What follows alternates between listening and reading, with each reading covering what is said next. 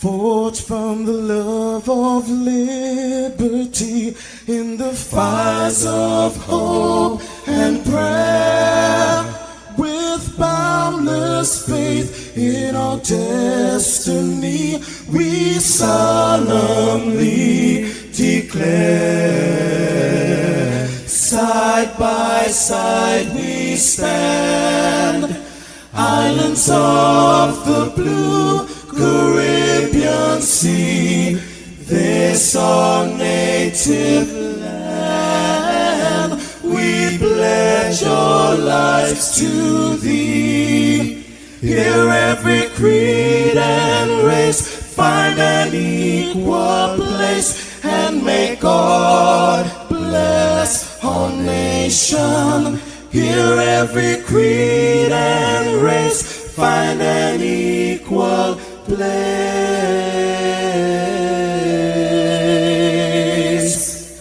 and may God bless our nation.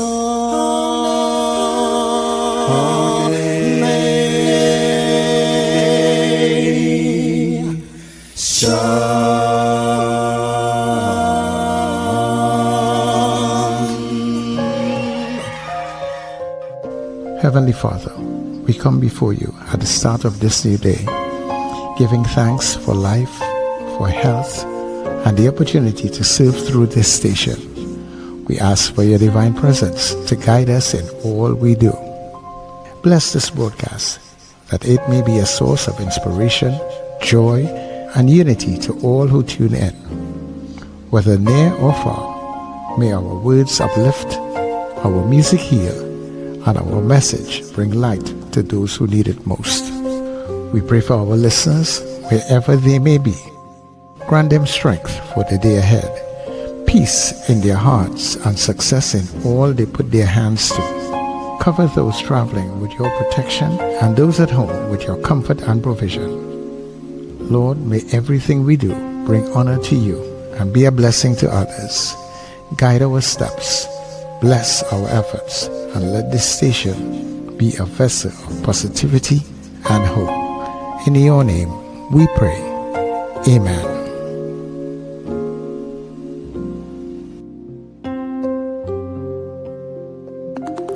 Your voice, your soundtrack, your station. New Era TT Radio. NETT Radio.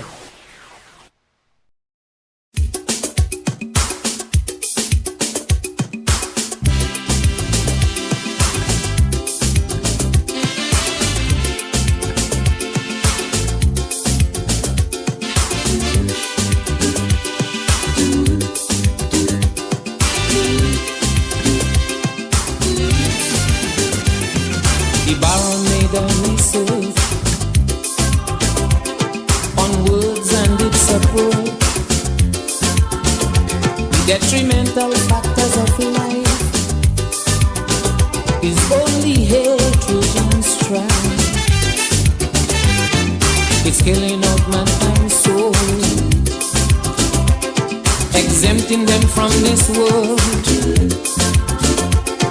and putting you in a fix, so that man can be realistic.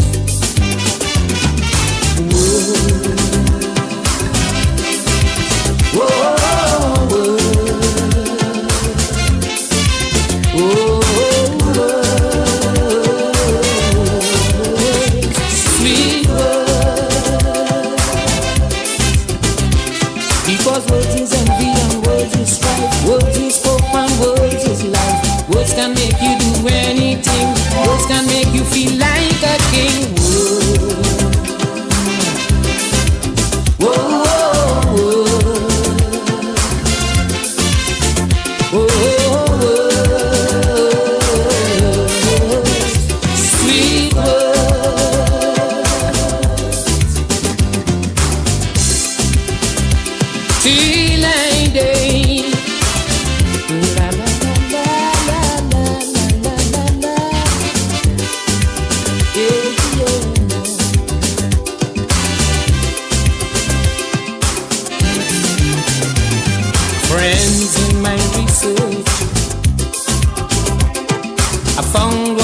life is worth. It's peace and happiness. No more prejudice. Another thing I found out that man don't know about.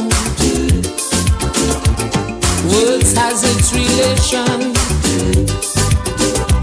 that started from creation.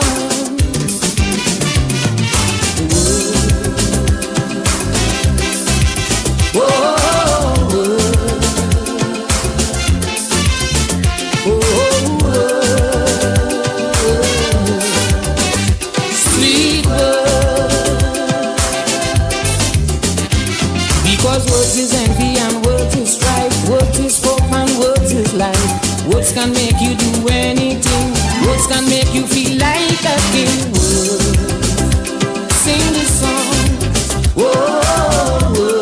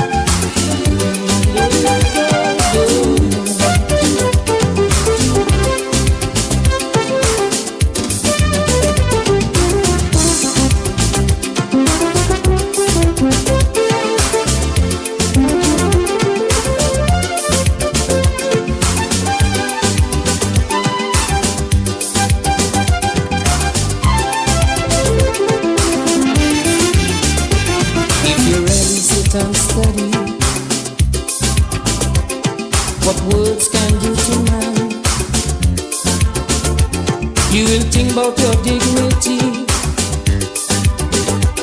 and become a better man. You will do things the right way. That's what the master said.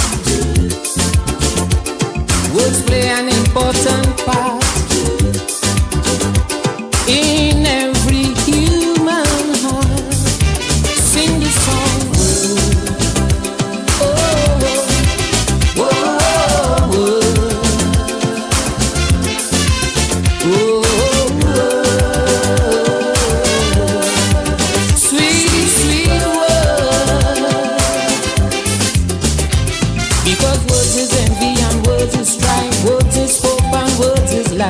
Words can make you do anything. Words can make you feel like a king. Whoa, whoa, whoa. Whoa, whoa, whoa. Sleep well. Wake up, rise up. It's the NETT Radio Breakfast Show, bringing you the energy, music and vibes to start your day right.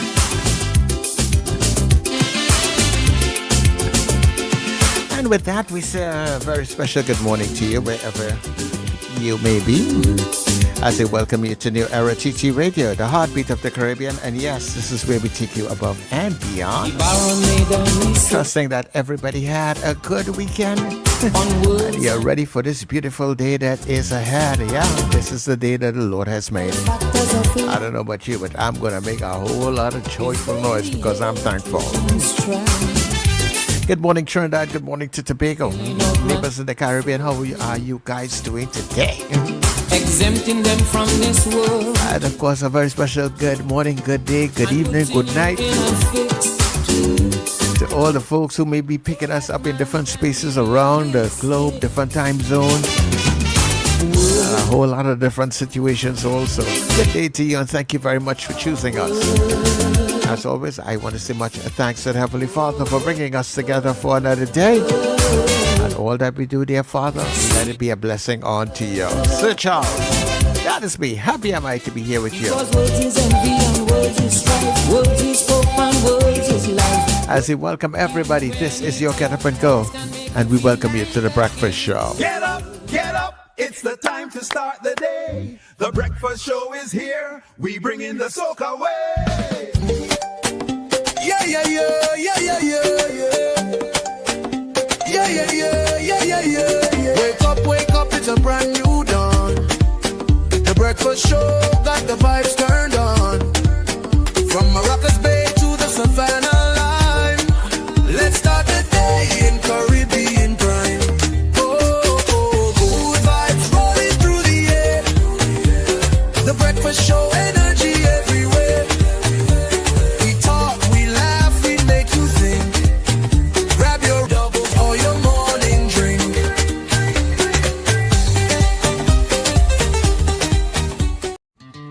Good morning. Good morning. Open your eyes, feel the light. Everything's gonna be alright. Good morning. We're wishing you a colorful day. Let the sunshine guide you on your way. Smile a little, let your worries fade. Good morning. May your heart feel light and free. So much joy in everything you see. Good morning, yeah, a beautiful day. Good morning. It's a beautiful day. Good morning, everybody. How are you doing? Good to have you all. Good to have you. Wendell, good morning. Morning, Sir Charles. Good morning, Richard. Morning, Trinidad and Tobago. And good morning, listeners and viewers all over the globe. And a special good morning to our listeners, because we know we have them in Dubai and Abu Dhabi. I think we have a gentleman who messages us every now and then from Abu Dhabi. Is it small? I remember directly. Yeah, he lives in Abu Dhabi. Wow. Yeah. I know that for sure. He is Kimberly Small's dad, if I remember carefully. But I don't know if Small is his name, but I know that for sure. He is Kimberly Small's dad. You know, Councillor Kimberly Small. So good morning, and a special good morning. Well, I don't know, it wouldn't be morning by you, you know, but so much change. Sir Charles, is almost like every weekend now we go off and we come back. The world has changed. Eh? No, it's serious. It is moved. It is you're going into the weekend on a Friday, and it's okay. You know, you're going to rest the dog. You're going a little entertainment, relax, and all of a sudden, all kind of things that just happen. As Richard play, as Deborah Buko Macy say in the play, and bam, I get it work. Bam, things change. Yeah, and bam, things change just like that. Ages. Last time we went off on a weekend, we come back to find out they bomb Venezuela and gone with the leader. Yeah. We gone Friday, good, peaceful, happy, nice prize giving and thing Friday. And bam, he wake up Monday morning to war in Iran. Well, apparently with these warmongers or whatever you want to call them. Yeah, that's a good word, warmongers. Yeah, these a weekend seems to be a good time. Right? Something about the weekend. Maybe I don't know if the troops go partying or something like that. It's just crazy, you know. It's crazy, you know. Ray Small, thanks Far Rockaway, thanks. Yes, Ray Small. That's his name. He lives out there in Abu Dhabi. Yes. You know? I think that's your family too, Far Rockaway, if I'm not mistaken. Well, most likely. Yeah. If you remember it that well, it just might be. Yeah. I think they're all related. You know? So, but I mean, let me just get my birthday greetings up. We have so much to talk about. I have a Cheryl Henry here. I don't know if it's the same Cheryl Henry from our chat. Yeah. She is celebrating her birthday today. Melita St. Hill, we had interviewed her some years ago on the Breakfast Show, Power Breakfast Show. She's a doctor, I think. Gregory Eiffel, my good friend, used to be a Coast Guard officer. Kenrick Perez, Verlene Awai, Lashley, Astor Noel, and Sam John. They're all celebrating birthdays today, March 2nd. All right? Yeah. Happy birthday, everybody. All right.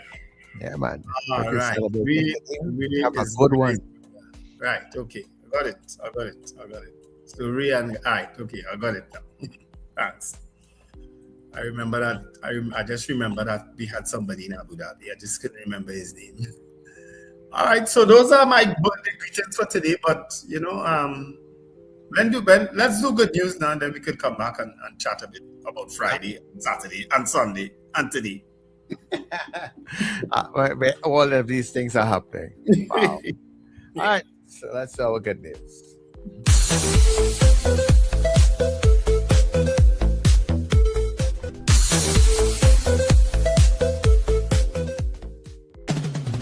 Hey, you.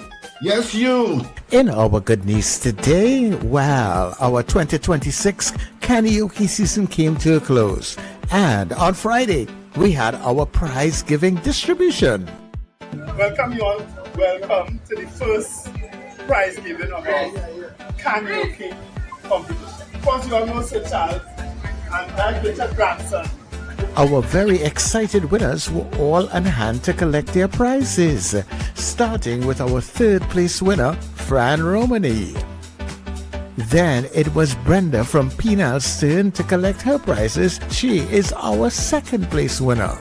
And our very energetic host, Galen, was on spot to make sure everything ran smoothly. Put your hands together. Robert Allen. Robert got himself. Our first place winner in our very first karaoke, Robert Allen.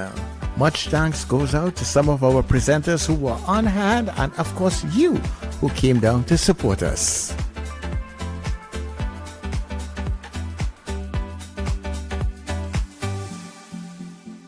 We would like to say much thanks to all our sponsors, those who are right here in Trinidad and Tobago and those from abroad who contributed to make this karaoke what it was, a huge success. And if that was not enough, our contestants gave us a little reminder as to why they are our karaoke champions. We were so high, holy, we deserve Or your shoes was up, you should still jump up when music plays. Oh lady, young lady, everybody. Let me go.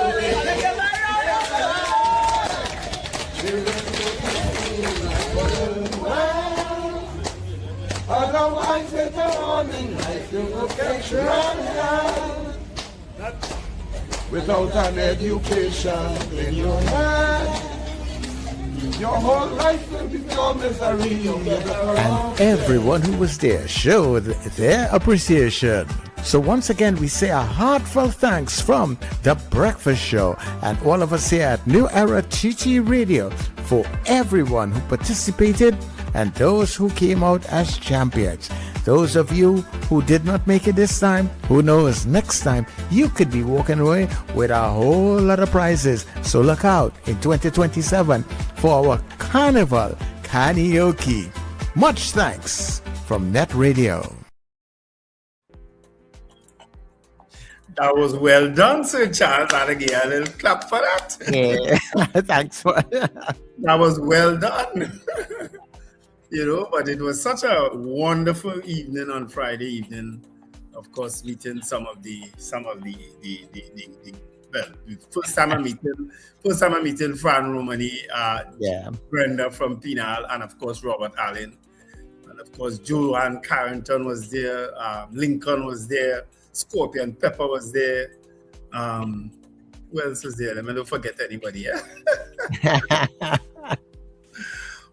Oh Lord, but we really had a nice time, and of course Galen and Sean from that other place who always helping us. They were there, and of course all the members of my family, they all cheered on. It was really a nice evening. Yeah, it was a nice, nice get together, and all the folks that came out. Mr. Flavor was there also. Mr. Flavor, yes, the DJ. You know. Yeah, so everybody. And Michael from Long Island. And Michael, yes, one of Michael. our sponsors. Everybody wanted to know who's this man? Who's this man? Yeah. yes. Yeah, that Michael from Long Island. yes. We really had a nice time on Friday. For those of you who wasn't able to come, you missed a nice time. You missed a really nice time. And of course, you saw some on the spot performances by all our 3 winners, you know, which went down quite good with the crowd that was there. Yeah. It was great. It was really great. It was really good. It was really nice, you know, meeting some of them for the first time. Yeah. Some of you all also for the first time. It's always good to, you know, when we can link with the listeners. And it was really a nice coming together.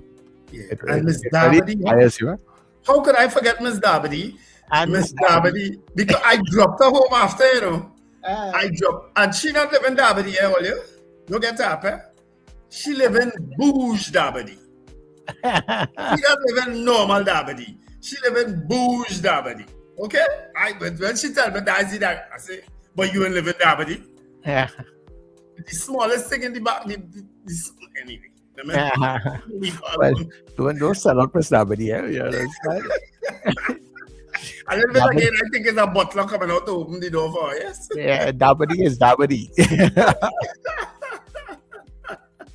Oh gosh, no, but it was really thanks everybody, you know, and then the little performance that we got from them, you know. Yeah.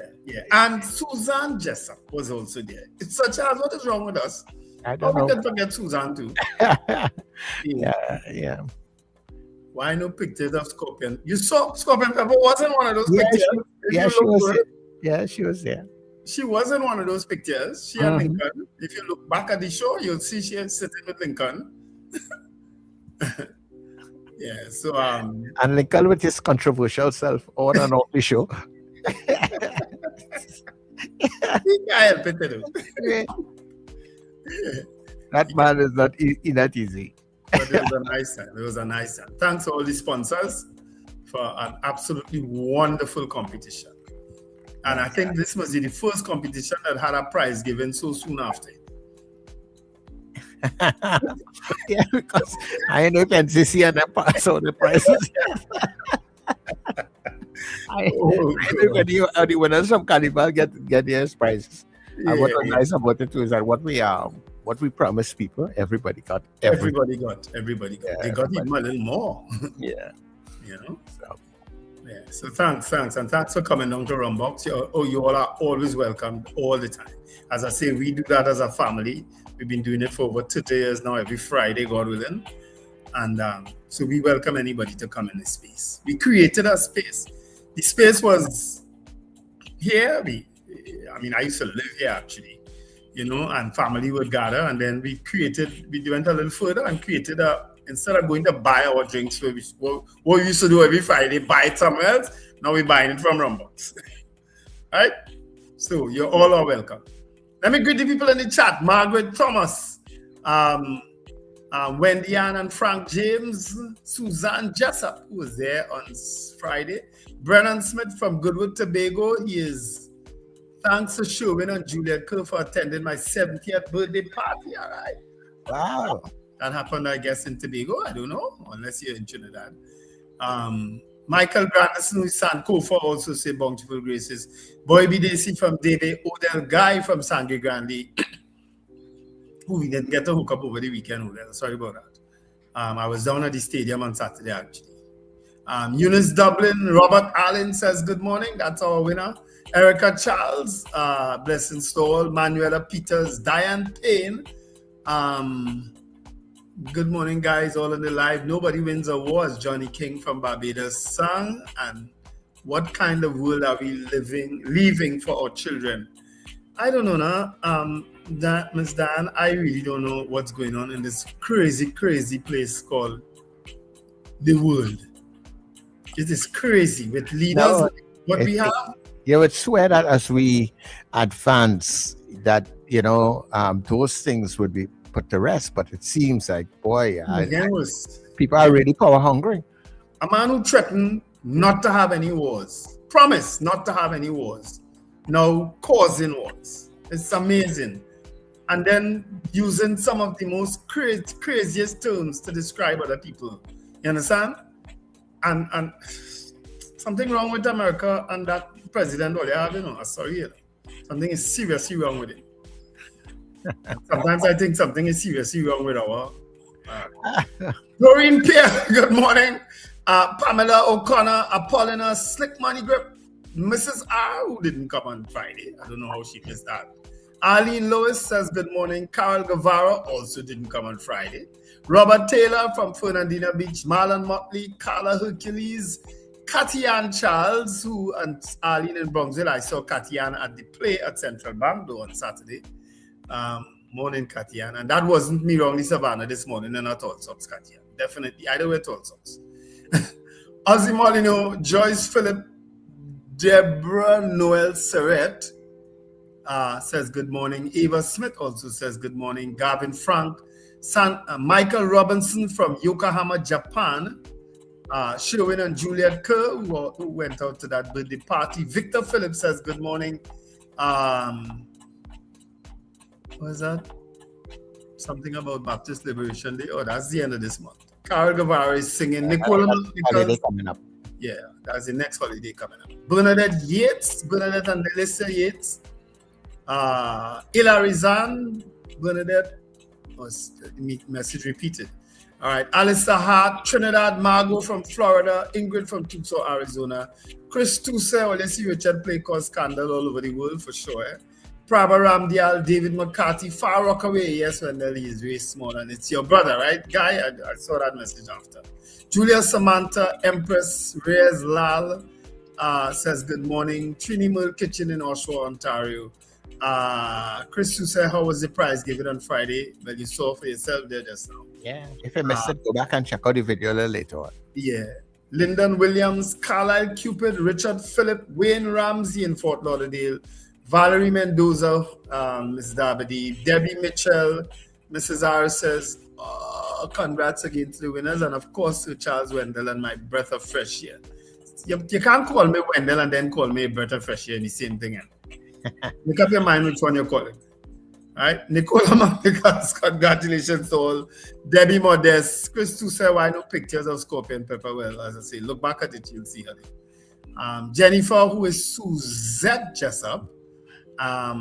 Safety first Wendell. I don't know what that was about. I would have lost you there. Sankofa say correction. Okay. Scorpion Pepper, good morning, sunshines. Happy Sunday. Carlisle Cupid, Mr. Trump has facilitated genocide against the Palestinians, war crimes for which he and Benjamin Netanyahu will not be held accountable. They will be held accountable, maybe not by us, but they will be held accountable. Trust me. There's always accountability. Always. Sankofa say, I home since September 30th, so don't get into town much, Wendell. CJ from New York, good morning, CJ. In this crazy world, Rena Boodoo Jennings, Trump wants regime change all over the world. America needs a regime change. They will get it. Don't worry. Sankofa is also saying if it's all right. So a lot of repeats here. Richard M. Jeremiah also showed up on Friday. Hi, Richard. Good morning, and thanks for dropping in on us on Friday. Alistair Hart. I missed Richard. Yeah. Oh, you were. Yeah, I think you had just left, Yeah. You had just left when he came, Sir Charles. Yeah. Carlisle Cupid, human nature will never change. It is who we are collectively. Such behavior is the downside of our civilization. Ambrose Blah also says good morning, and TNT agreed with the actions of the US and Israel towards Iran will put us at a great disadvantage in security. Well, I think we're already there since the Venezuelan situation. I just hope and pray that nothing happens to us here in Trinidad or Trinidadians anywhere else. Because Iran's certainly going after Americans all over the world. They don't care. You understand? They're not agreeing to any conversation now with America. And Americans are feeling the brunt. Americans are already being killed in other parts of the world, right? It is a sad day. Trust me. I don't know. And of course, in other news, West Indies lost. We are out of the T20 World Cup. Right. expected or unexpected news? Well, I expected it. I don't know. Oh, okay. I was hoping for the best, but once we lost that game against South Africa, that was the end of that. Because that was our first test and we lost. The other games before that, we could have won that with one eye tumbling down. Yeah. All right, that's what you got there? Yeah. All right, so let me say good morning to my good friend David Batiste, who I have not seen for a long time. Good day to you, David. Also to Frank out there in Aruka, Kent in Laventille, Callan and Kelly out of Caranage, Mr. Billy in Powder Magazine. Good morning to Patsy. Also, Patsy is also out there in, I wonder if I can pronounce that name, boy, Albuquerque, New Mexico. Albuquerque. That's correct. Albuquerque. All right. Also to Peter Wilson. Good morning to you. To Fifi. And there are Fifi's out there in that place that Wendell wants to go so bad. Yeah, I am going to go, God willing, this year. Addis Ababa. Yeah. So also to Captain Ron, who's on the chat. Mahi is out in Africa there also. Good day to her. Archbishop Ashton Clark, who is in Canada. Salty Menti, good morning. Charmaine in New York. CJ, let me say that proper. CJ in New York. Rena Boodoo Jennings, good day to you. Also to Victor Sebastian, good day. Brenda in Penal and her beautiful family that came to support her. Yeah, I find that was so nice. I love that. I love that, Brenda. Yeah, you know. Also to Zena out there in Arima, and she says, congratulations on a wonderful prize giving evening, and happy birthday to Cheryl Henry, Miss Diego Martin. So yes, it is Miss Diego Martin. It is her, right? Okay. Yeah. I wasn't sure. Yeah. And it was really nice also to see Wendell's family also. And that live you all have is like every Friday you all come out and hang out? Every Friday. Wow. They do boil chana on Friday, they'll do palori, they'll do fry anything. My sisters and them, they are one another's best friend. I swear they have no other life but with one another. Yeah, that is good. That is good. You know, it's real family. That real country life in town, you know. Yeah. People pass on the main road and are amazed. They pull up, they slow down, they watch. What is group of people doing here every Friday? Yeah, they're just there. And that is good because you can enjoy and appreciate each one's company. And and a lot of families don't have that. Any family I see, you know, who has that sort of coming together and sticking together, I really like to compliment them. So I want to compliment you guys. Keep it up. Yeah. I think it's my eldest sister who passed away who started that tradition, and we've not stopped. So we do things in honor of her most times. Nice. Right. And all I have to do is make sure I have continuity by getting the young ones as they come up. Yeah, well, if you notice, children are there, nieces, nephews, grandchildren, is everybody. And once they walk in, you have to hug everybody and greet everybody. That's a practice that we also maintain. Everybody wants to hug. Yeah, that's wonderful. Really wonderful. All right, people. So we're going for the break. Our very first break this morning. Stay with us here on NETT Radio and, of course, Gal Caribbean TV. And we shall be back. When we come back, we look and see what is happening. What else is happening in the news?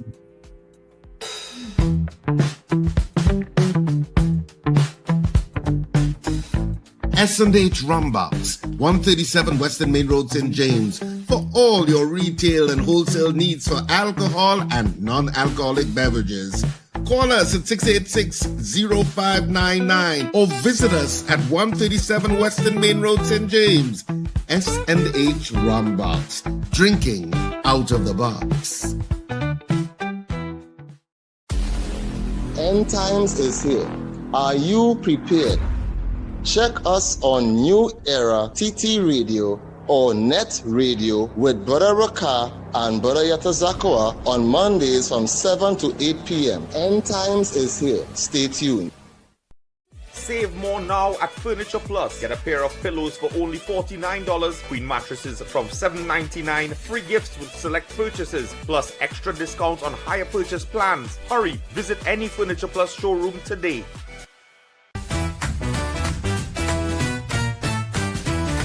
Advertise with us on New Era TT Radio, the fastest growing streaming platform for talk in Trinidad and Tobago. Audio and video ads welcome. Elevate your brand with us. Connect with us at newerattradio@yahoo.com or call us at 299-5156. Now what are you waiting for?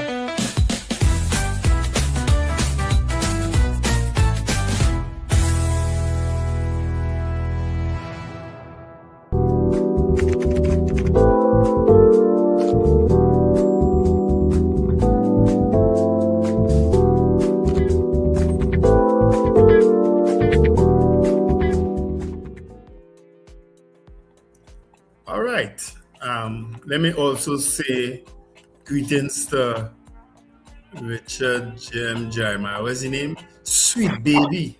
He said, say good morning. Baby. Sweet Baby also. Richard. Baby. I guess that's your Sweet Baby. Are we Sweet Baby to Richard? I don't know. You will get me in trouble. But morning, Sweet Baby. Lester Cragwell also says good morning. And who else came in there? After? All right. Kim Govaya also says good morning, and Beauty Cut. All right. And folks, thanks for the compliments for my family. Thank you very much. All right. So we get straight into the papers. Why isn't this thing coming up? For this ride. I'm trying to get a ride. Anyway. Hey, look who has joined us. Good morning, guys. What's your name in that play again? What's that? What's your name in that play again? Calvin. Why would I forget that? That's my cousin's name. Calvin, how you going? I'm good. Calvin, you know I get his work? You know I get his work? Sir Charles called me and say, Wendell, you have any problem doing the breakfast show? So I say, I don't have a problem doing the breakfast show, and bam, I get it. Just like that. Just like that. Oh, God. Morning, Deborah Buko Mason. She's all right, yes? She is all right. Yeah. Anyway. Let's do the papers, Wendell. Yes. Yeah. Today, of course, is Monday, March 2nd. I was kidnapped. That's the main story in today's Express. Firearms dealer recounts horror in Barbados. TNT custody demands answers for cover-up. I read that story. Yeah? It's two big stories in the papers on the Express. And it is so typical of police all over the world. And he actually said he was treated worse by the Barbados police than he was treated by the TTBS. Imagine that. That is typical police. Anyway, the picture is that of members of Zena's Creative Dance Academy, Unique, Ava Skates, Sarah Rishma Williams, and Navaya Hilaire as they posed yesterday in their Chinese attire before performing at the Chinese Spring Festival 2026 at Anchorage. Tobago teen stuck in Abu Dhabi. That's one of the other trending stories. And of course, inside, no closure yet after kidnapping. That's with Brent Thomas. Tobago students stranded in Abu Dhabi gets support. TNT stands alone in backing the U.S. Trump vows to avenge 3 U.S. service members killed. And of course, America is going to downplay the amount of Americans getting killed in this thing. Fali urges focus on food security. Praise for PM's leadership at CARICOM Summit. US $3.5 million in GEF funding for TNT. And there is a picture of Kennedy Soratin, Minister Kennedy Soratin, who was at the play, Richard. He was at the play on Saturday. Morning, Mr. Minister Soratin. So those are all trending stories. Of course, $1.15 million for rights breach, and that's Aki Charles Estate awarded damages over statutory bail bar. Wow, that's another big story. All right, so those are all trending stories in today's Express. All right, the Trinidad and Tobago Guardian for today. And here's some of the main stories. PM faces pressure over U.S.-Israel stance, urged to meet with local Muslims. Activist Nafisa Mohammed is calling on the Prime Minister, Kamala Prasad, to meet with the leaders of the Muslim community ahead of her upcoming meeting with Donald Trump, following the government's withdrawal of support for Israel in its conflict with Iran. Did the government withdraw its support for Israel in its conflict with Iran? Wendell? Sorry, Richard. Did the government withdraw its support for Israel in its conflict with Iran? Withdraw? No. I don't know that they did. Well, yeah, I can't recall that either. I wonder if that's what it's saying. I don't know if it's being phrased badly, but that's what it's saying. Okay. I know they had issued a communique and then they changed it. They changed the wording of it. They had issued one, pull it down, and then issue the next one. So I don't know if that is what that article is referring to. Yeah. Economist wants NIB shortfalls require broader reforms. Economist Dr. Valmiki Arjun has warned that simply increasing contributions will not be enough to sustain the National Insurance Fund. Dowlath, teachers are not required to pay EAP fees. Munilal, global tensions, NLG reform could deliver energy windfall. Race against time to save Dinesh. Blue Wave Harmony begins regular cargo runs today. RBC Trust to become largest MPCCEL shareholder. Angostini concludes acquisition of Massey Distribution in Jamaica, and TNT still doing business with Cuba. Crime impacting investor confidence, business leaders say. And basically that's it. Well, if you wanted some sport, CWI President Shallow hails growth and grit after World Cup exit. Samson powers India to semifinals in T20 World Cup with 5 wicket win over West Indies. Power Gen QPCC League Parade of Innings wins in TTCB Premier 1 division. So that's some of the news in the Trinidad and Tobago Guardian today. So now you know. How do you beat 1 billion people? West Indies never stood a chance. I'm sorry. They made a mess of that South Africa match where it would not have mattered what happened against India, but too late. West Indies cricket and Trinidad and Tobago football. Sleepless nights. So those are all stories that are trending, of course, in the newspaper. The 2 semi-finals in the World Cup will play this week, and I think the final is on the weekend. So it's South Africa versus New Zealand and India versus England. That's the matchup. If I'm not mistaken. Right? So I will back South Africa to win the World Cup. All right, well, let's do our Did You Know segment and come back.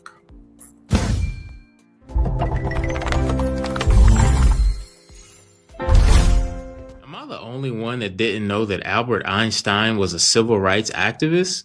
And his alignment with the civil rights movement began way before he even got to this country.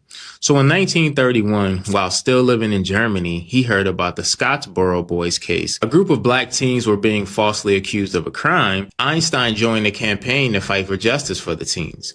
That same year, he received an invitation from W.E.B. Du Bois, the founder of the NAACP, to submit an article to his magazine. And in that article, Einstein praised Black Americans for their fight against racial injustice and encouraged them not to let racism tarnish their self-worth or their self-value. In 1933, he fled Germany and ended up in Princeton, New Jersey. Princeton was a segregated college town, and Einstein said that he felt that Black Americans were being treated the same way that Jews were being treated in Nazi Germany. and he fully integrated himself into the Black community in Princeton. He would just walk the streets in Black neighborhoods, making deep friendships with the Black community and handing out candy to kids. And he did this the whole time that he lived in Princeton. He also joined the NAACP and the American Crusade Against Lynching, and he was a big advocate for anti-lynching. Einstein constantly turned down speaking engagements, but one time he did speak at Lincoln College, which is an HBCU in Pennsylvania. While he was there, he taught a class to the Black students, and he also spoke out against racism. All of his scientific friends told Einstein to keep his mouth shut on these issues, but Einstein didn't care what his peers thought. He continued to speak out for what he thought was right. He maintained a close relationship with W.E.B. Du Bois, and when W.E.B. was indicted as a foreign agent, Einstein offered to be a key witness at the trial. Einstein was also placed on the FBI list because of his alignment with civil rights. Wow, I had no idea. Big shout out to Albert Einstein. I knew he was a scientific genius, but he also had genius level heart and character as well. Man, this is dope information. I love it.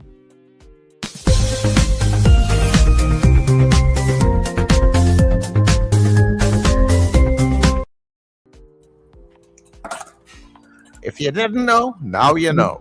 Yeah. Guys, could you just excuse me for a couple of minutes? I just have to let someone out here, right? Yeah. No problem. Yeah. Well, this will give me the opportunity to say thank you to all the people who came out in droves over the weekend at Scandal in Cedrus at Central Bank Auditorium on Saturday and Sunday night. I mean, it was packed houses on both nights. In fact, people had to be turned away on Sunday. I know, well, we are extended again this weekend at Central Bank Auditorium on Saturday and Sunday again. So Saturday at 8:30 and Sunday at 6:30. So there is a held over at the Central Bank Auditorium for this coming weekend because of the overwhelming public demand for the play over the weekend. I mean, people just came out in droves. And I mean, we had a fantastic time on stage, and I assume that we had a real fantastic time watching us. I mean, the crowd roared and carried on. Oh my God, it was a wonderful weekend. Yeah. So we're on again this weekend, and of course, tickets were already selling yesterday for next week because people who couldn't get in, started to buy tickets for next weekend. So I suggest you get your tickets early once you're coming to the play this weekend. Of course, the box office at Central Bank Auditorium opened from 12 noon to 6 p.m. daily, and they are open from today. They're selling tickets. They were selling tickets since this weekend, actually, as well as outlets. Outlets are already selling tickets for next week since Saturday and Sunday. And they're already going, so trust me, you should get your tickets early. So Saturday, this week, 7th and 8th of March, we're on at Central Bank Auditorium. Of course, tickets are also available at K-Squared Fashions in West Mall, East Gates, and in Brentwood Mall in Chagonas. Electronics in Arima is getting their tickets this morning. They're the only outlet that didn't get their tickets, but they're going to get it this morning. By the time they open, they will have tickets. And, of course, Jubilee Railway in Tunapuna, and Tony's Florals in Val Park Shopping Plaza and Charflair Auto Services in Charflair. Even Charflair, all of them sold out their tickets for over the weekend. So we really had great audience attendance on Saturday and Sunday. I mean, it was tremendous. I mean, so many people, I think, had a really great time, and as I said, people had to be turned back, and so that people started to buy tickets for this weekend coming. So looking forward to another great weekend this weekend at the Central Bank Auditorium. Thanks for facilitating me, Richard. I had a great time. Of course, Harper's daughter, Tyler, was there. It was her birthday, so that's why Harper would have bought those tickets. You know what I mean? So she had a great time too. I sat right next to them, and they were laughing and carrying on. And of course, I saw Cathy and Charles there. I saw Keith Scotland there. He and his wife were there. And of course, Minister Kennedy Swarat-Singh. And a gentleman who hailed me out, and he said, when they see him, I said, oh God, I open my mouth too much. I was having a drink because Richard had free cocktails, people. Saturday when they miss a treated. Is what they call this thing? Because I had to ask them if it's shrimp. Wontons. And of course, some a scotch from Scotland and some rum. Oh yeah, it was like an all-inclusive on Saturday. Or you miss out, whoever didn't go Saturday. Because you're getting drinks before the play start. And during intermission to it. Yeah. Yeah, man, it was a big all-inclusive upstairs in Central Bank. You must see people. Everybody seemed to have a great time, Richard. Had a great time. Of course, your conversation with Alexander on the phone was the highlight for me, right?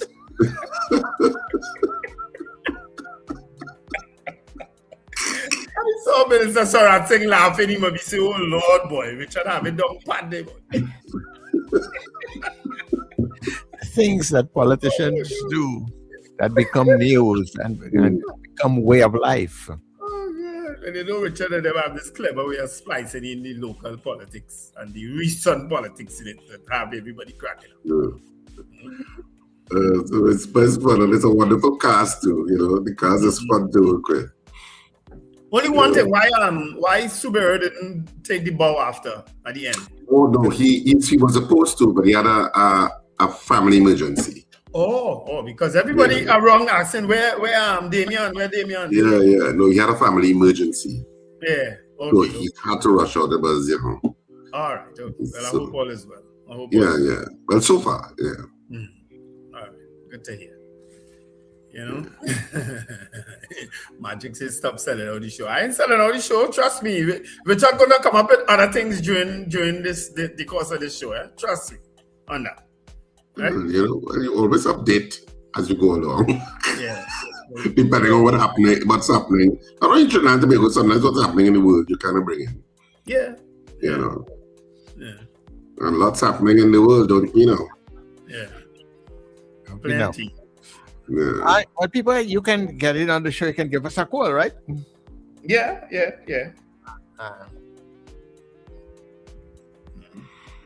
I was just if there's anything you would like to chat about, you can. Friday, Saturday, and Sunday were chock full of activities, of course.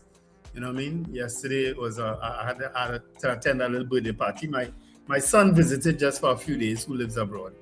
He came down for a birthday party. So actually, he was the person who just left. I just made sure that he got into a car to head up to the airport. What I don't understand, what I will say is that I think that Trinidad and Tobago should keep out of these kinds of things. The Caribbean generally keep out when bacchanal happening in that part of the world. Just keep out. Yeah. I have nothing to say. So this government's unrelenting, maniacal, almost support of the United States is borderline now ridiculous. Well, is it the government or the Prime Minister? That's what Well, when did you have to say the government? Because the Prime Minister rules the roost. Yeah, and I can't see everybody agreeing with that craziness. I'm not saying don't support the United States behind the scenes if that's your proclivity.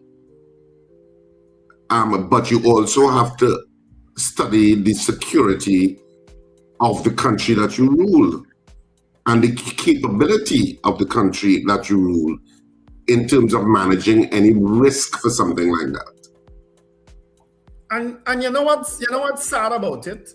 Because I was reading some of the comments, that we have a heavy Islamic population here in Trinidad and Tobago. It's the month of Ramadan, for crying out loud. Yeah, there are all sorts of things, Yeah. Hold 1 minute, guys. Keep out of that. I mean, we will have our own personal opinions on what we see about it, which is fine. And even I assume cabinet ministers and stuff will have their own personal opinions about the US and Israeli action in Iran, which I mean was telegraphed with all the build-up. It was kind of like part 2 of what happened in Venezuela. It kind of just replayed itself. But Trinidad and Tobago does not have to be involved in any vocal way. And I can't see why that was a choice. I can't see why you would think, hey, this is a good idea. Yeah. Hold 1 minute for me, please, guys. Caller, good morning. Richard, you're absolutely correct in your monologue there. We are standing on the wrong side of history. I wasn't clear. I didn't understand why Iran is bombing Qatar and Dubai and other countries, other Muslim countries like itself. They're bombing American bases there. That's what they're doing. It's American bases. No, they're bombing other places. They bomb a hotel in Dubai. They bomb a hotel, they bomb other places too. They bomb several places. But when I was having a conversation with someone, they suggested, I don't know how true it is, so you can correct me if their theory is wrong. Dubai, or what was it, Qatar, gave Trump a plane the other day. They also gave him land in their country. So it is because of their alliance with Trump is why they made themselves a target. Yes. And if that theory is true, we are susceptible to the same fate where from simply Venezuela, and then we could potentially have another enemy by Iran. So we are setting up ourselves to be a target from several. I doubt very much Venezuela will forget us in the near future. We might very well get a strange attack from Venezuela in the distant future, and we wouldn't know where it come from, right? So our government is standing on the wrong side of history, and the sycophants and them who still saying Kamala is a good woman and she's strong leader and all these things, the day will come when they will recognize they are guiding us down a very dangerous road. But on the other hand, here at home, I am still waiting for feedback from the Commissioner of Police reference this drugs that went missing from the Shogunas police station. I'm still waiting on a feedback from the PCA, somebody to tell us is there an investigation into these corrupt police that we have in Shogunas police station. All right? I'm bringing it back home too. Because we have our own problems here. All right? Yeah. Okay. Thanks very much, Lincoln. And then there was some shooting also that they found police bullets again turning up on the scene. You know, I don't know how on when we'll move past these things. Yeah. According to the BBC, new Iranian strikes reported across region, including in Saudi Arabia, as U.S. planes crash in Kuwait. Iranian drone hit RAF base. Cyprus president says allies of U.S. in the Gulf bear brunt of Iran attacks. Oil prices jump and shares fall as conflict escalates. And, you know, that's just some of the... Iran doesn't care now. Yeah, Iran doesn't care right now, eh? They're coming across like, well, to hell with this. Well, you come and kill our leader. You understand? Our Ayatollah. We don't care right now. We don't want to hear nothing. Even if we are killed, we are going to go through with doing inflicting as much damage as possible. That's how it's coming across. From all that you're reading and seeing.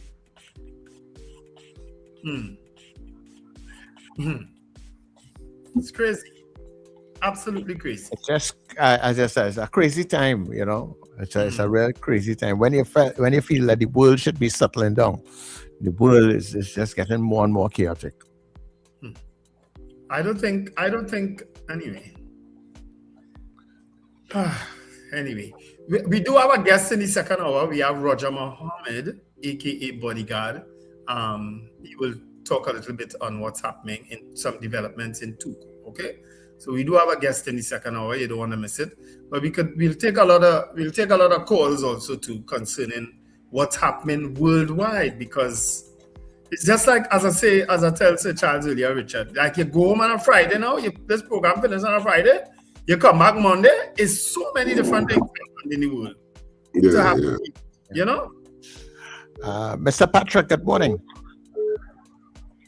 Hi. Morning. This is not Mr. Patrick. Okay. This is another call. Mr. Patrick. Morning. Okay, good. No problem. Morning, gentlemen. Morning. one of the things that's missing from this story, it depends on where if it is that you're listening to the Western media, you get one side of the story. If you listen to Al Jazeera, you get a different, more balanced approach, right? But I heard no one is talking about 167 children that were killed in this airstrike in Iran. Yes. Yeah, right? Girls, It's a girls' school. Yes. Yeah, right? And this whole thing about who is considered as the bad element, and if you already follow the history of the CIA, how they influence and go into these nations, everything stems from the aspect of oil. It all comes down to that, right? The Venezuelan oil is considered as very heavy crude, but it's not viable unless it is against the Iranian light crude oil, in autonomous. And that's one of the part of the story that you look in terms of that puzzle as to why it is. It's not about nuclear production at all, right? And so we need to get a little balance. Now, what I want to say also is that when it comes to diplomacy, I find this government is falling very, very, very, very short. Every syllable, every word that you use, and in the eagerness to come out on the first day to show support to something, just show that you're actually very short of what is required in terms of governance when you're dealing with geopolitics, right? So I think that we need to be a little cautious in terms of how it is that they approach these things. It's very sensitive. We already have an economy that is going through some challenges, and these comments that we are keep making, because it hurt us in the long run. Right, gentlemen? So. Yeah. Well, the timing of the as I say, as he's talking about the speed to comment, but others have commented also, but I don't know if it's because of the direction, but Guyana have commented, and one or two other Caribbean countries have. I saw Guyana's comment. Yeah. But Guyana said they don't support what is taking place. They're basically taking that road that they're not in favor of what's going on and asking for dialogue. But I think, I don't know that Iran interested in dialogue right now. No? A bomb is you bomb a place is one thing, but you bomb and kill their supreme leader. How do you think they're going to react? How do you think they're going to react? And I think they were kind of preparing for this too, in a way. I think they knew that this was going to come. Well, they will have their own intelligence operatives, figuring out what happened, because Iran is not, Yeah. So now that they are retaliating in a particular way. It all depends on to see how the U.S. and Israel and other allied forces would probably respond to what is taking place now. Yeah, it's clear that they want America to feel hurt, to feel the hurt that they are feeling. It's clear that that's the intention. And they don't care where they find Americans or people connected with America. That to me is very obvious. So the thing about it now is to see how America would respond to that. Well, the president already said something, I think I said that in the chat. Donald Trump already made a promise, that he is going to deal with them because of the 3 Americans that killed, He already said something, But I think Congress is supposed to meet, is it on Thursday? To decide whether whether President Trump needs to be curtailed in what he has done in Iran. But they had all this discussion post Venezuela, pre and post Venezuela. They did nothing about it. Yeah. Well, now let's tell people what the poll as we go to the But so they already with the poll. They're already voting on it. Do you expect heads to roll over the Brett Thomas kidnapping? Yes or no? Of course, that's the main story in today's Express, and it was a trending story until the war took over. But do you expect heads to roll? Because when you read that story, It's damning against the TTPS and, of course, the Barbados, the BPS. It's damning, all right? And now the file has gone missing. Huh? And now the file has gone missing. No, the file has gone missing. Yes, you all would have seen that over the weekend too. The Brent Thomas file has gone missing from the Ministry of National Security. Isn't that something? Crazy. All right, so people vote on the poll, and we shall be back after the news.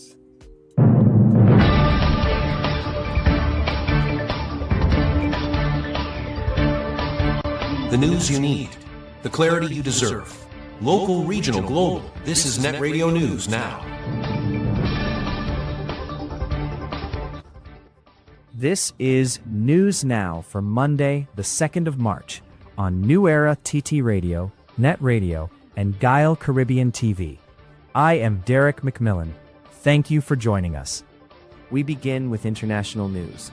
The Middle East is on edge following coordinated strikes by the United States and Israel on Iran over the weekend. U.S. President Donald Trump claimed Iran's Supreme Leader Ali Khamenei was killed in the attacks. However, Iranian authorities have not confirmed his death. Israeli Prime Minister Benjamin Netanyahu said there were growing signs Khamenei had been killed after strikes targeted key military and government facilities in Tehran. Iranian state media reported more than 200 people killed and hundreds injured. Tehran has retaliated with missile and drone attacks on Israel and U.S. military bases in the region. Iran's Foreign Minister Abbas Araghchi described the strikes as illegal and unprovoked. The escalation follows months of rising tensions over Iran's nuclear program, with fears mounting of a wider regional conflict. Trinidad and Tobago has expressed support for the United States and Israel following weekend strikes on Iran, as fears of wider conflict grow in the Middle East. In a statement, the Ministry of Foreign and CARICOM Affairs backed efforts by the United States to prevent what it described as oppressive regimes from acquiring nuclear weapons, and condemned attacks on Gulf states, including the United Arab Emirates, Saudi Arabia, Bahrain, and Qatar. Minister Sean Sobers said the government's position remains unchanged after a second statement was briefly removed for revisions. Nationals in affected areas are being urged to shelter in place and avoid travel to the region, as tensions continue to escalate.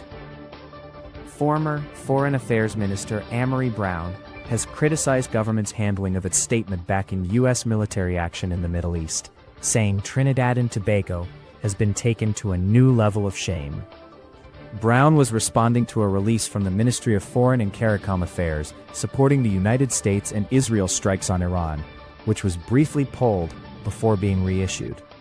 In a WhatsApp statement, Brown described the country's foreign policy as puerile subservience and questioned the decision to publicly support military action without United Nations Security Council authorization. He said the move undermined international law, CARICOM principles, and Trinidad and Tobago's global reputation. Tobago House of Assembly Chief Secretary Farley Chavez Augustine has praised Prime Minister Kamla Persad-Bissessar, saying she showed more balls than her male CARICOM counterparts for her handling of regional security and geopolitical issues at last week's CARICOM Heads of Government meeting in St. Kitts and Nevis. Speaking on Sunday after attending the summit, Augustine said Persad-Bissessar's critique of CARICOM's response to threats from Venezuela reflected pragmatism and a grasp of international power dynamics. He noted that her firm stance on defending member states against external aggression demonstrated strong leadership. The summit also addressed broader regional security, economic cooperation, and geopolitical challenges facing Caribbean states. In crime news, 2 separate shooting incidents in East Trinidad that have left 1 man dead and 4 others wounded. 4 men are nursing gunshot injuries after a shooting outside the Villas Recreation Club along Valencia Old Road around 1 a.m. on Saturday. Police say 2 armed men emerged from a nearby bushy area and opened fire on patrons. The injured men were taken to the Sangre Grande Hospital and are reported to be in stable condition. 2 vehicles were also damaged in the attack. In a separate incident, a 28-year-old security officer was shot and killed while on duty at the NP gas station at the corner of the Eastern Main Road and Golden Grove Road in Aruca. Police say Minford Alec, also known as Ming, was ambushed by 3 armed men who entered the compound and opened fire. 28 spent 9mm shell casings were recovered at the scene. Investigations are ongoing. In regional news, CARICOM governments are urging restraint and diplomacy following the escalation of hostilities in the Middle East. Even as Trinidad and Tobago signaled support for U.S. military action against Iran, Guyana issued a strong condemnation of what it described as Iran's unprovoked attacks on Bahrain, the United Arab Emirates, Qatar, and Kuwait, calling them breaches of international law and expressing full solidarity with those states. Antigua and Barbuda and Grenada both warned of widening instability, urging maximum restraint and renewed diplomatic engagement in keeping with the UN Charter. Jamaica focused on consular guidance, advising nationals to avoid travel to the region. Meanwhile, Barbados expressed concern over the military escalation and joined calls for dialogue and respect for international law. And that's news at this time. That was news now. Stay informed with New Era TT Radio, NETT Radio.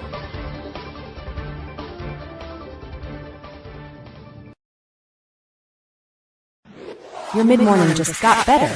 Join Sir Charles for the mid-morning mix and mingle, where good music, real talk, health, and family matters come together, and your voice is heard. Whether you're at work, on the go, or just taking a break, this is the perfect mix to keep you engaged, informed, and entertained. The mid-morning mix and mingle, weekdays, 9 a.m. to 12 noon on New Era TT Radio, NETT Radio. Morning vibes, fresh energy. This is the NETT Radio Breakfast Show.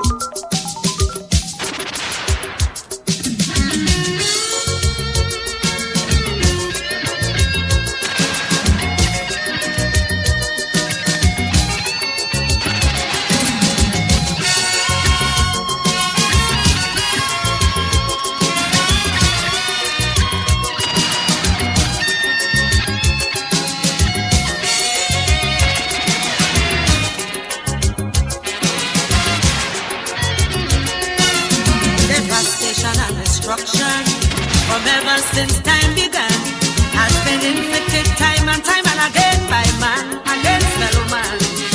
Yet man wouldn't learn from history. It makes him more violent, producing deadly weaponry with nothing but evil intent.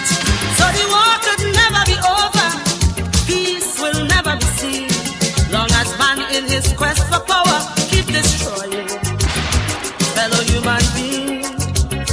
Fellow human beings, I'm telling you, nobody, oh nobody, when you really think of it, nobody wins a war, because the agony of defeat will linger, nations still hating one another and superpowers, they're looking for more power, as long as violence and aggression still dwell in the hearts of man, brother. Cannot be won. No, the war will go on. It cannot be won. Fallout from war is chaos. Plenty agony, plenty pain. Economies left in shambles that may never rise up again. Collapse of the money system. Disruption of foreign trade. People turning against their leaders for the blunders that they have made. Pollution, radiation taking its course, and the thousands that die in battle. Oh, what a waste of human resource. Of course, I'm telling you, nobody, oh, nobody. When you really think of it, nobody wins a war. The brutal clash of ideologies, carnage and social anarchy, and life reduced to pitiful dimension. The falling back of progress and growth for entire generation. Sister, the war will go on. It cannot be won. No, the war will go on.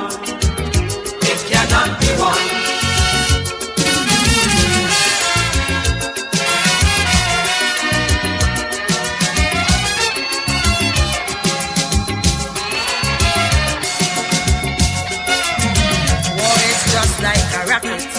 pays dividends for a few. But what does it profit the masses? I mean laymen like me and you.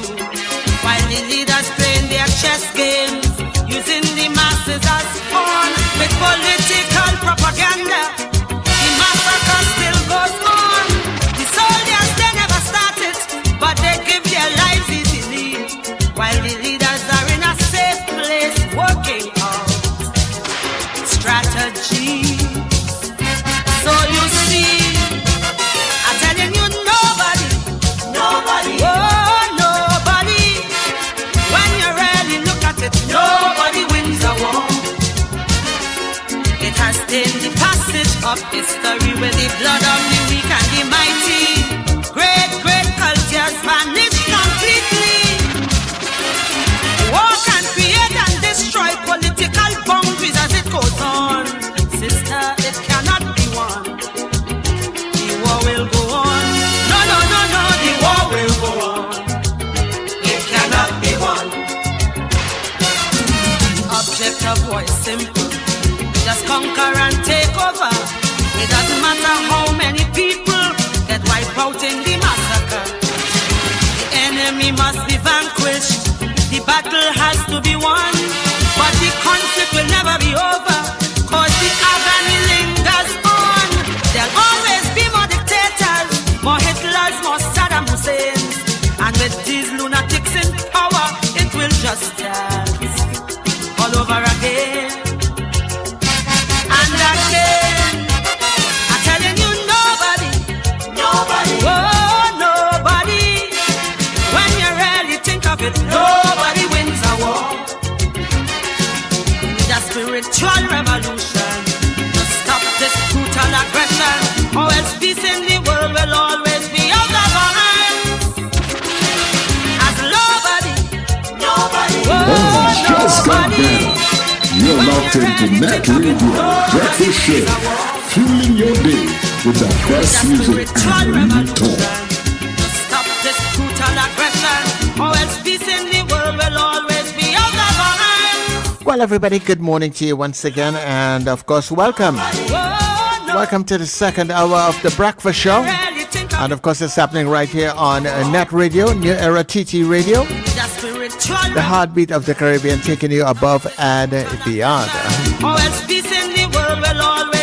It is a Monday. I hope that you guys and ladies had a fantastic weekend. And I hope that everything is going to work well for you this new week, this new month that we're into. So let me say good morning to all those who came in very early. And those of you who are coming in along the way, let me say good morning also to the folks on Gaia Caribbean TV. Good day to you. Thank you very much for being with us on the NETT. Also to all the folks on our social media platforms, on Facebook and YouTube. And while you're on the platforms, people, remember you can like, subscribe, follow. And on all of our platforms, including our website, there is a support donate button. You can hit that, and of course that helps to keep us on air. Alright, your support is very much needed, so thank you. The spiritual revolution to stop this brutal aggression. So people, the poll is up. Given all that you have seen with this Brent Thomas kidnapping, abduction, and all the things that are happening around it, file gone missing and everything, do you expect that heads will roll? Anybody will be held accountable for what you see playing out? Whether you're voting yes or you're voting no, and then you can put your comments after, okay? When we come back, we will tell you how you voted. Save more now at Furniture Plus. Get a pair of pillows for only $49, queen mattresses from $7.99, free gifts with select purchases, plus extra discounts on higher purchase plans. Hurry, visit any Furniture Plus showroom today. Join me, Brother David Muhammad, every Tuesday from 6 p.m. to 8 p.m. here on New Era TT Radio, NETT Radio, Powerful Radio. Join me to hear knowledge, wisdom, and understanding. Tuesdays, 6 p.m. to 8 p.m. here on New Era TT Radio, NETT Radio.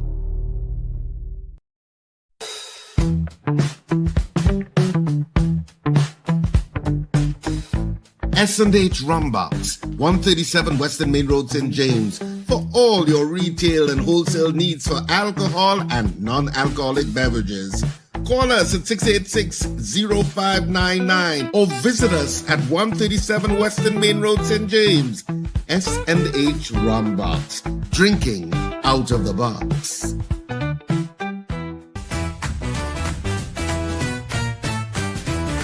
Advertise with us on New Era TT Radio, the fastest growing streaming platform for talk in Trinidad and Tobago.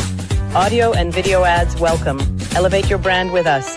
Connect with us at newerattradio@yahoo.com or call us at 299-5156. Now what are you waiting for?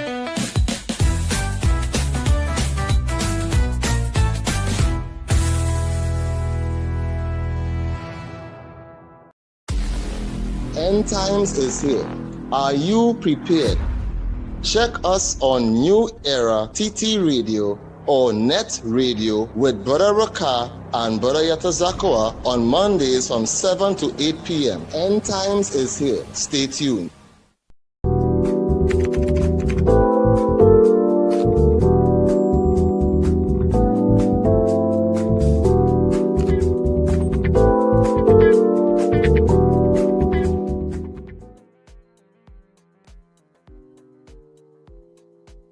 All right, we are back from our news, and of course, our poll is up, people. I didn't see much votes on it, so you can vote now. Do you expect heads to roll over the Brent Thomas kidnapping? Yes or no? That's our poll today.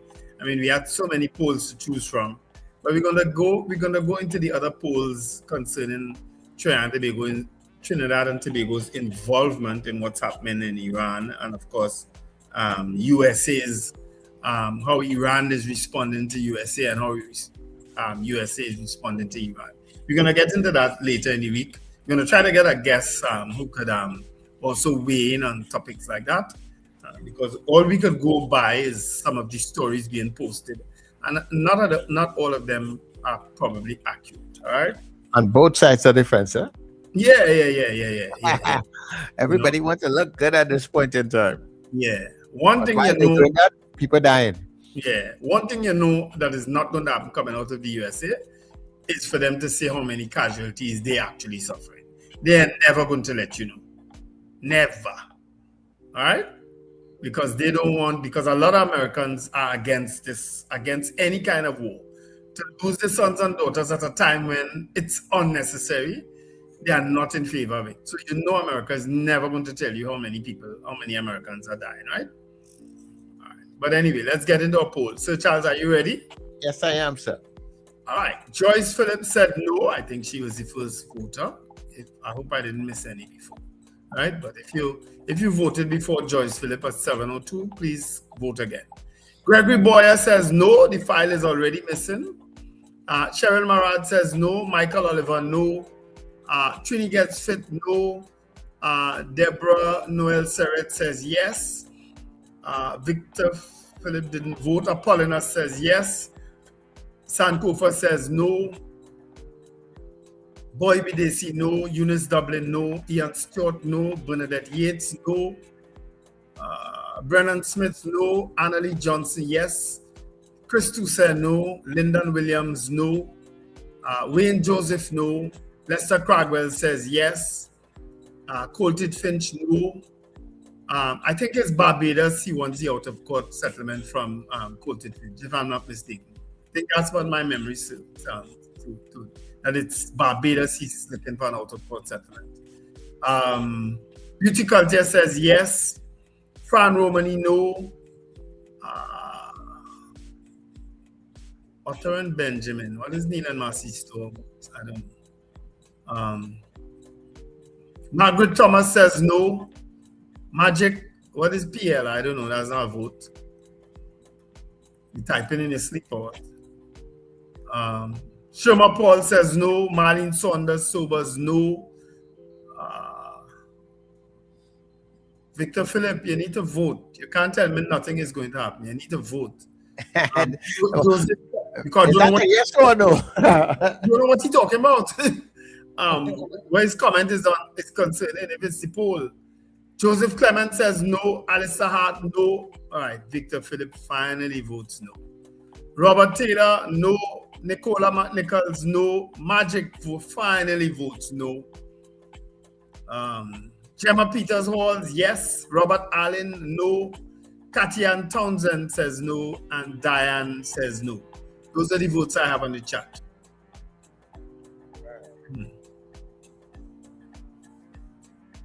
All right, so let me tell you what we got on the WhatsApp. We have Salty Menti. All right, let me fix that back. Right, Salty Menti says no. Kurt Edwards says no. Miss Sampson says no. Pauline says yes. Archbishop Asher Clark says no. Zena says no. Captain Ron says yes. Sean Ram says yes. Mahi says yes. Frank Inaruka says no. All right. Who's this? Sundat says no. Not at all. Afria says no. After going to somebody saying yes or no first people. Peter Wilson, no. Peter Wilson, yes, sorry. Junior says no. Mr. Bailey says yes. Brenda in Penal says no. All right. I have a few more here for you if you want. When you're ready. Go ahead. All right. Diane says no. Did I counted Diane already, didn't I? I know. But I like it. Kenny in Harlem says no. Debbie Mitchell, yes. And Scorpion Pepper, no. Ava Smith also says no. All right. Those are the votes I have here. Wow. All right, okay. So we had 53 people on the poll. Let me see. I think somebody else coming in here last minute. Right, okay, no. So we had 53 people on the chat this morning who are voting. And 40 of you said no. And 13 of you said yes, they believe that something will happen. Dean Allen is making a comment here. I think, Dean, you're being very perceptive. I agree with you.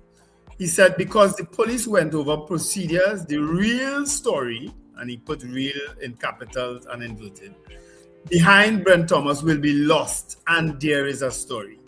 Dean Allen, you just had to read that article today, and you know that there is a story. Right? You know very well that there is a story. But guess what? You're right. It's going to be lost. And it may have been deliberately done so. I don't trust the TTPS. I'm sorry to say it. I don't trust them.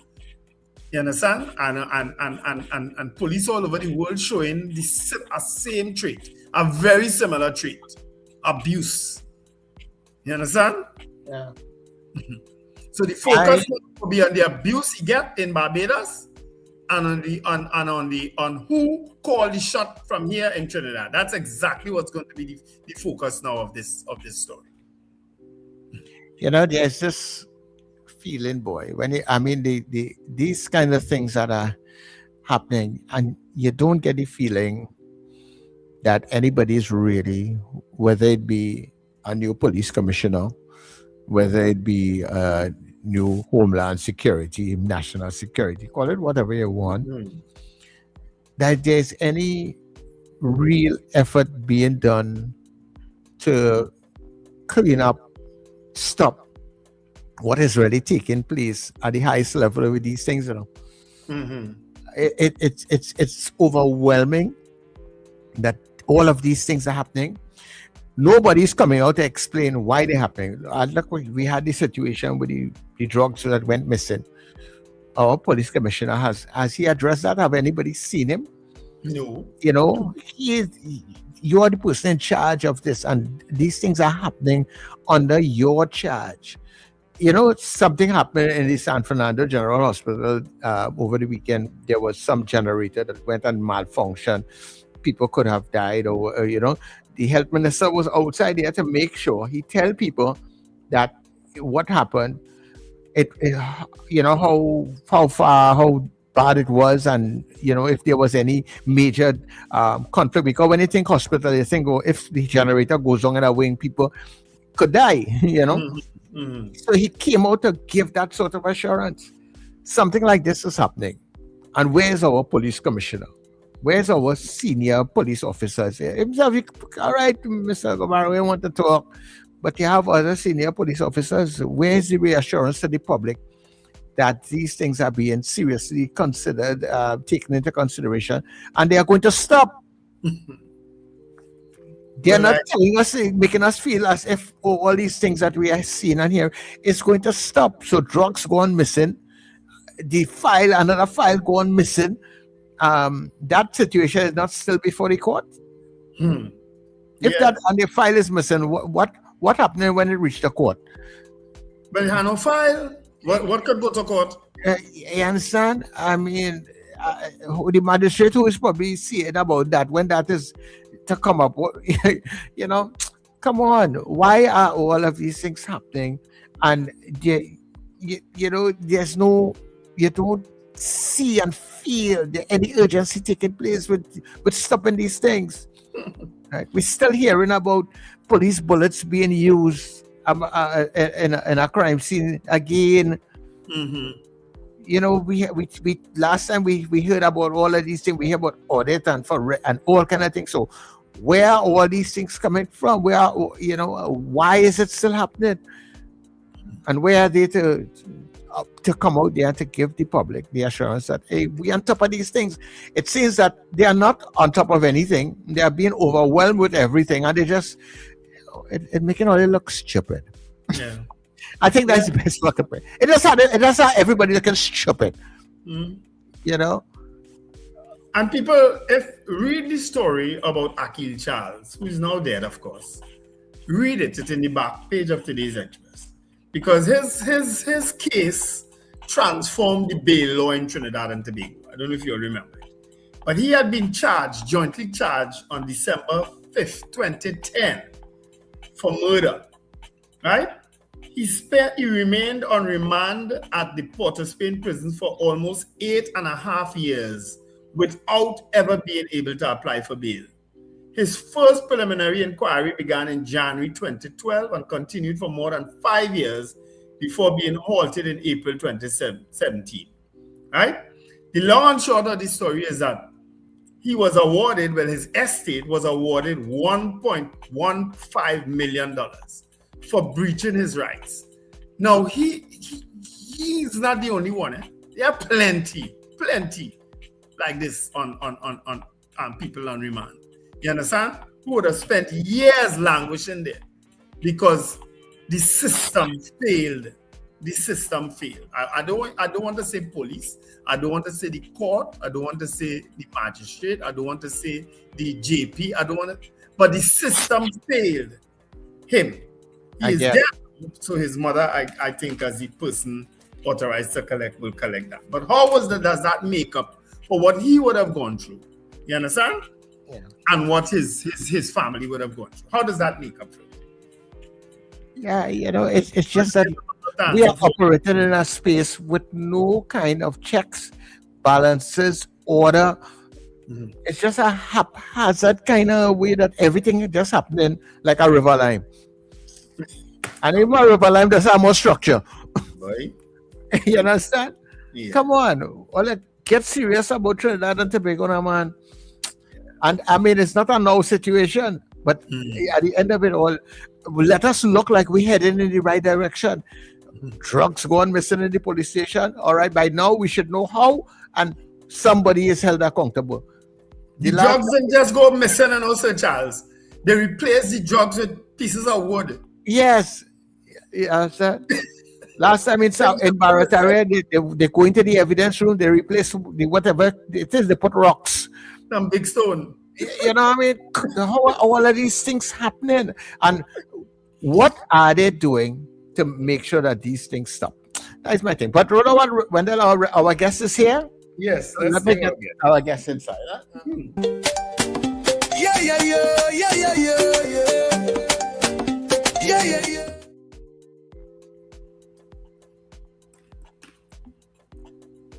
Platform CC.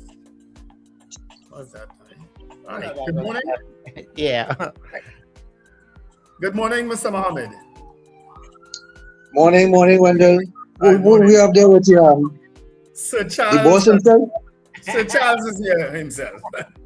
Sir Charles, boy. Oh, morning, gentlemen.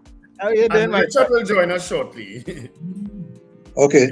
All right. So, I mean, when we thought the situation with Carnival and TUCO had ended, up comes another situation. Give us an idea of what is happening with TUCO and its current leadership now, Mr. Martin.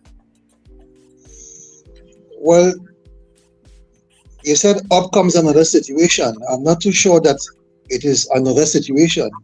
It is just a continuation of the mismanagement, of the mess that this current TUCO administration has the art forming and the institution TUCO in at this time.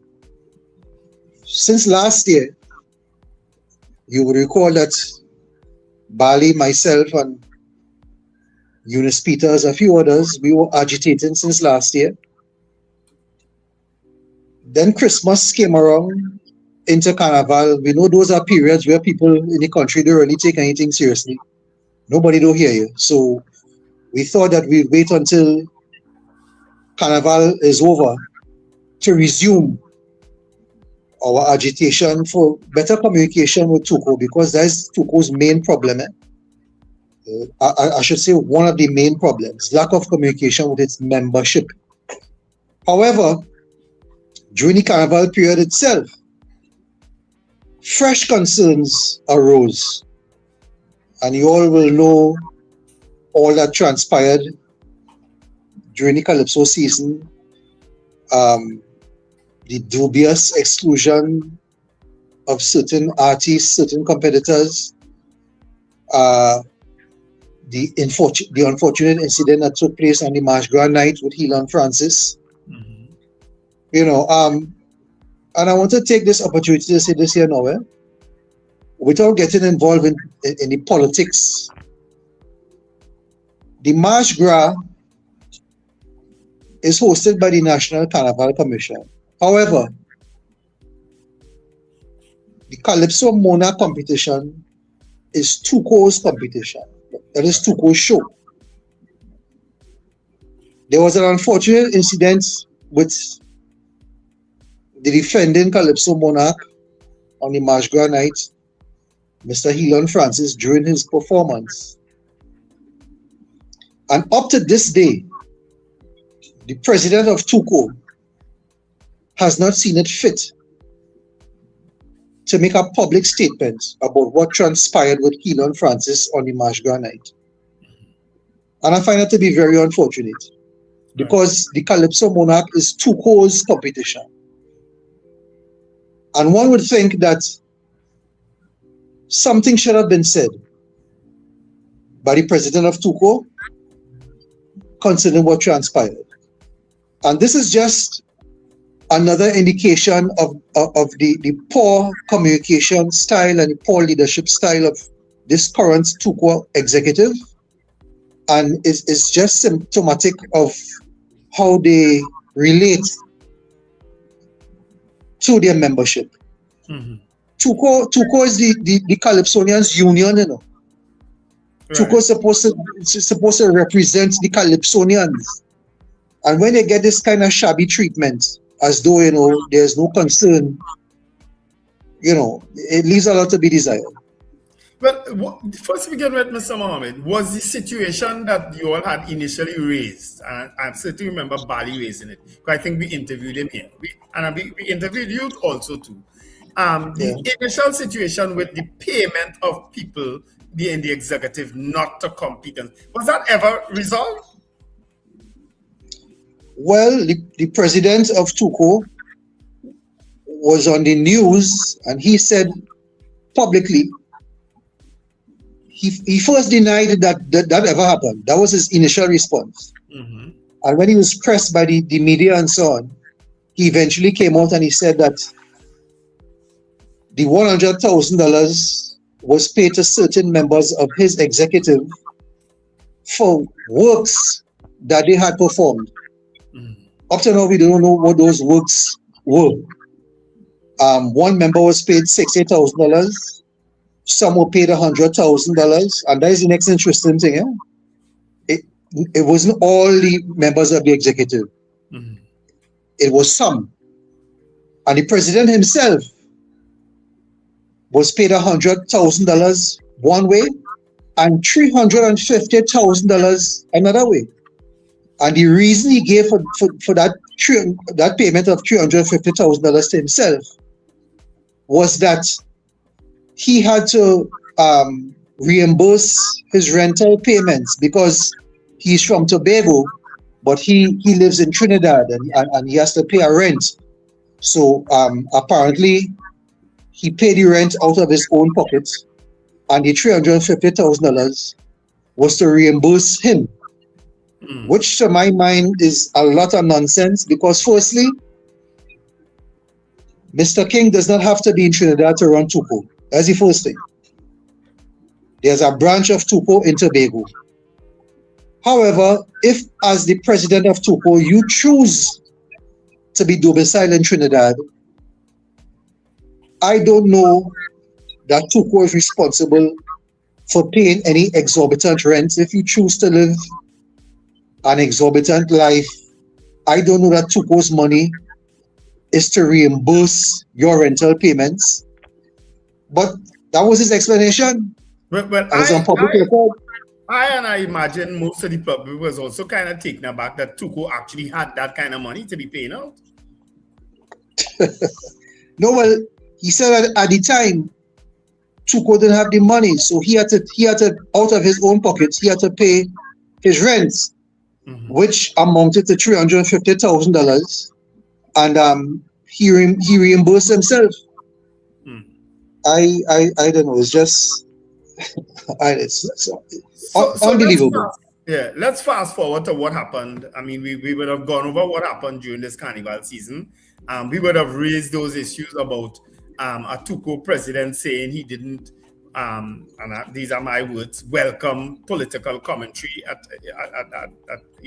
that could be divisive. They even, I think one of the Calypsos was even deemed racist, if I'm not mistaken. They were all strange, but clearly TUCO has a problem. Clearly the current leadership is an issue. How is that to be fixed? Well, the only way it could be fixed is for them to be voted out of office this year when the elections are constitutionally due. The whole executive, the entire executive. That is the only way for it to be fixed. And for the leadership, for TUCO to have a leadership, an executive team that is trustworthy, that the public at large can trust. Because what is happening here doesn't only affect the membership of TUCO, it affects the population.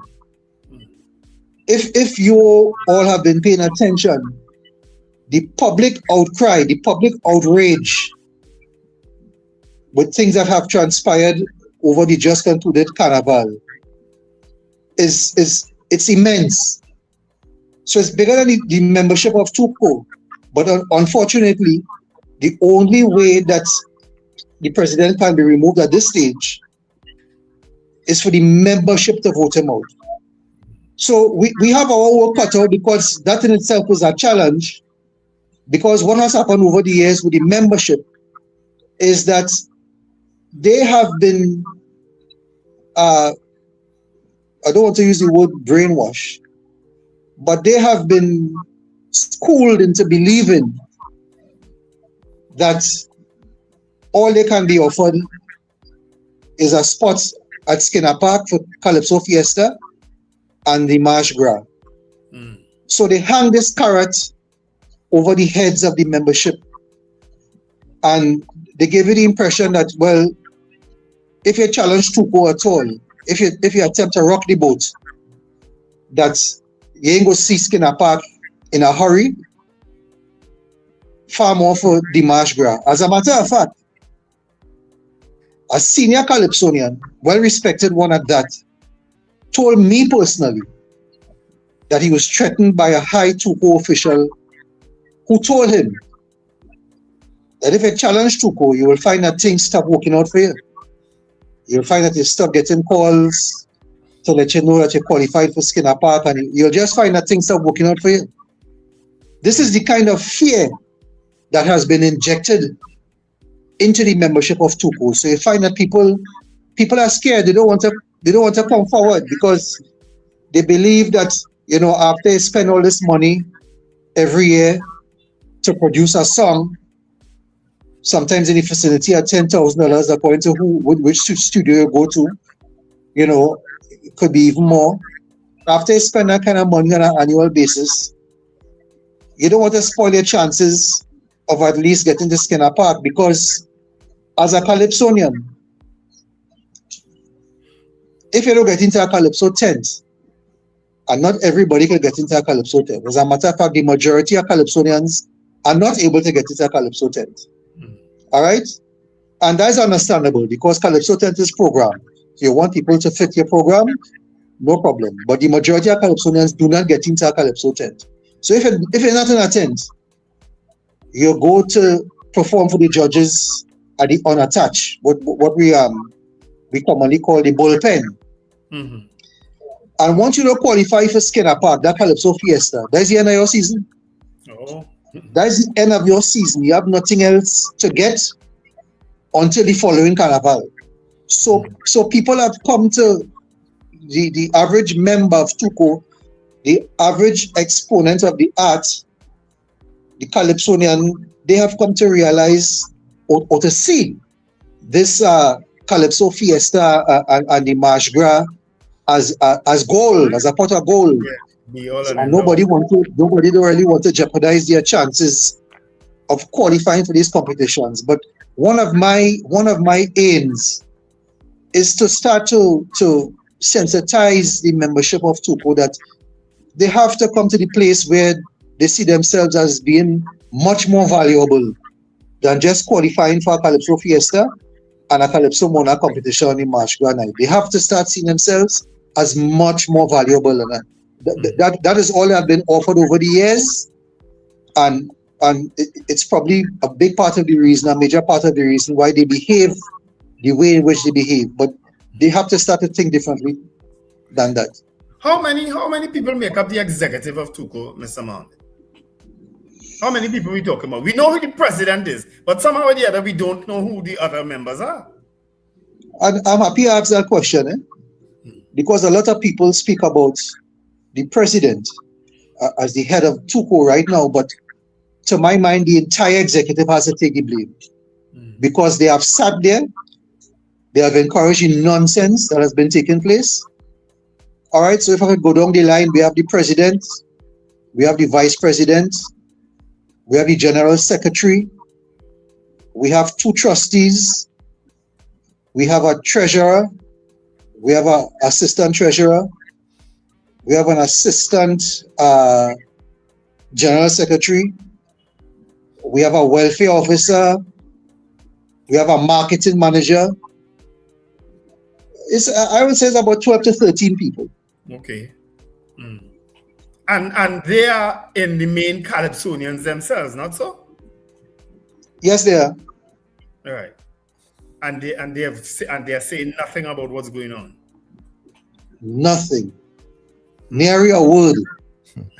So as a collective body, they all have to take the responsibility for the nonsense that has been going on, and it has been getting progressively worse.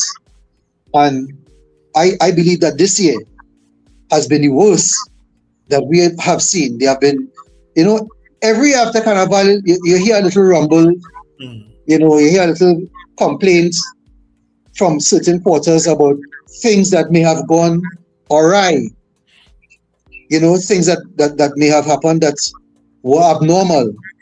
Every year you get that. But you see this year has been the worst. As a matter of fact, there has been at least one Facebook post, and the Facebook post to whom that person is attributed is actually saying that he has evidence that the president of TUCO tampered with the judge's results on the March Gras night this year. But then You know, he needs to take it to the police. Oh, why is that? Everybody have all of this information, and nobody wants to act upon it. It's very strange. Yeah, if you have that kind Very, of, very. it causes you to ask yourself several questions, because you have all this information, you have all this evidence. You come out and you make a public Facebook post about what you experienced personally. And as further to that, the president of TUCO did a Facebook post challenging the people, the accusers to bring forth the evidence. And thus far we have not heard anything. Yeah, I saw that. I saw that video. So what next for, yeah, I know that you all are trying to trigger an extraordinary meeting, Mr. Mohammed. Where has that reached? Well, that missive was sent to the executive of TUCO last Thursday, which was the 26th of February. They have 7 days in which to respond. What the membership is seeking at this time, firstly, is for the executive of TUCO to make the list of financial members available. Because right now we are not sure as to what the exact membership is, the financial members that is. We need to get that list, and in getting that list, we will have a much better idea as to how we can go forward with the EGM, because according to the TUCO's constitution, 10% of the financial members, it takes 10% of the financial members for an extraordinary general meeting to be held. But we need to get the list. We have no idea as to what the list of financial membership is like right now currently in TUCO, and we need to get that list. We are clamoring for that list. And let me tell you, so they have 7 days in which to respond, which will probably take them to Wednesday of this week. All right. I can tell you that since during the Carnival period, my phone has been ringing constantly. I have been inundated with calls from people from all walks of life, not just members of TUCO, but people from all walks of life, people who are not even involved in the culture, because the public dissatisfaction and the public outrage is so vast. And I have received calls from many people encouraging me to offer myself to run for the position of president of TUCO in the election which is due this year. And at this stage, I would like to say that I am willing to offer myself to run for that office. Well, you answered my question, the next question. You understand? Because I was going to ask, if not Mr. King, who was going to take up the challenge? Oh yes, I intend to offer myself to run for that position, because I mean, explainer has a Calypso. We just can't go on this way. I've been agitating and talking for a while, but the time has come to do more than talking. It's time for action now.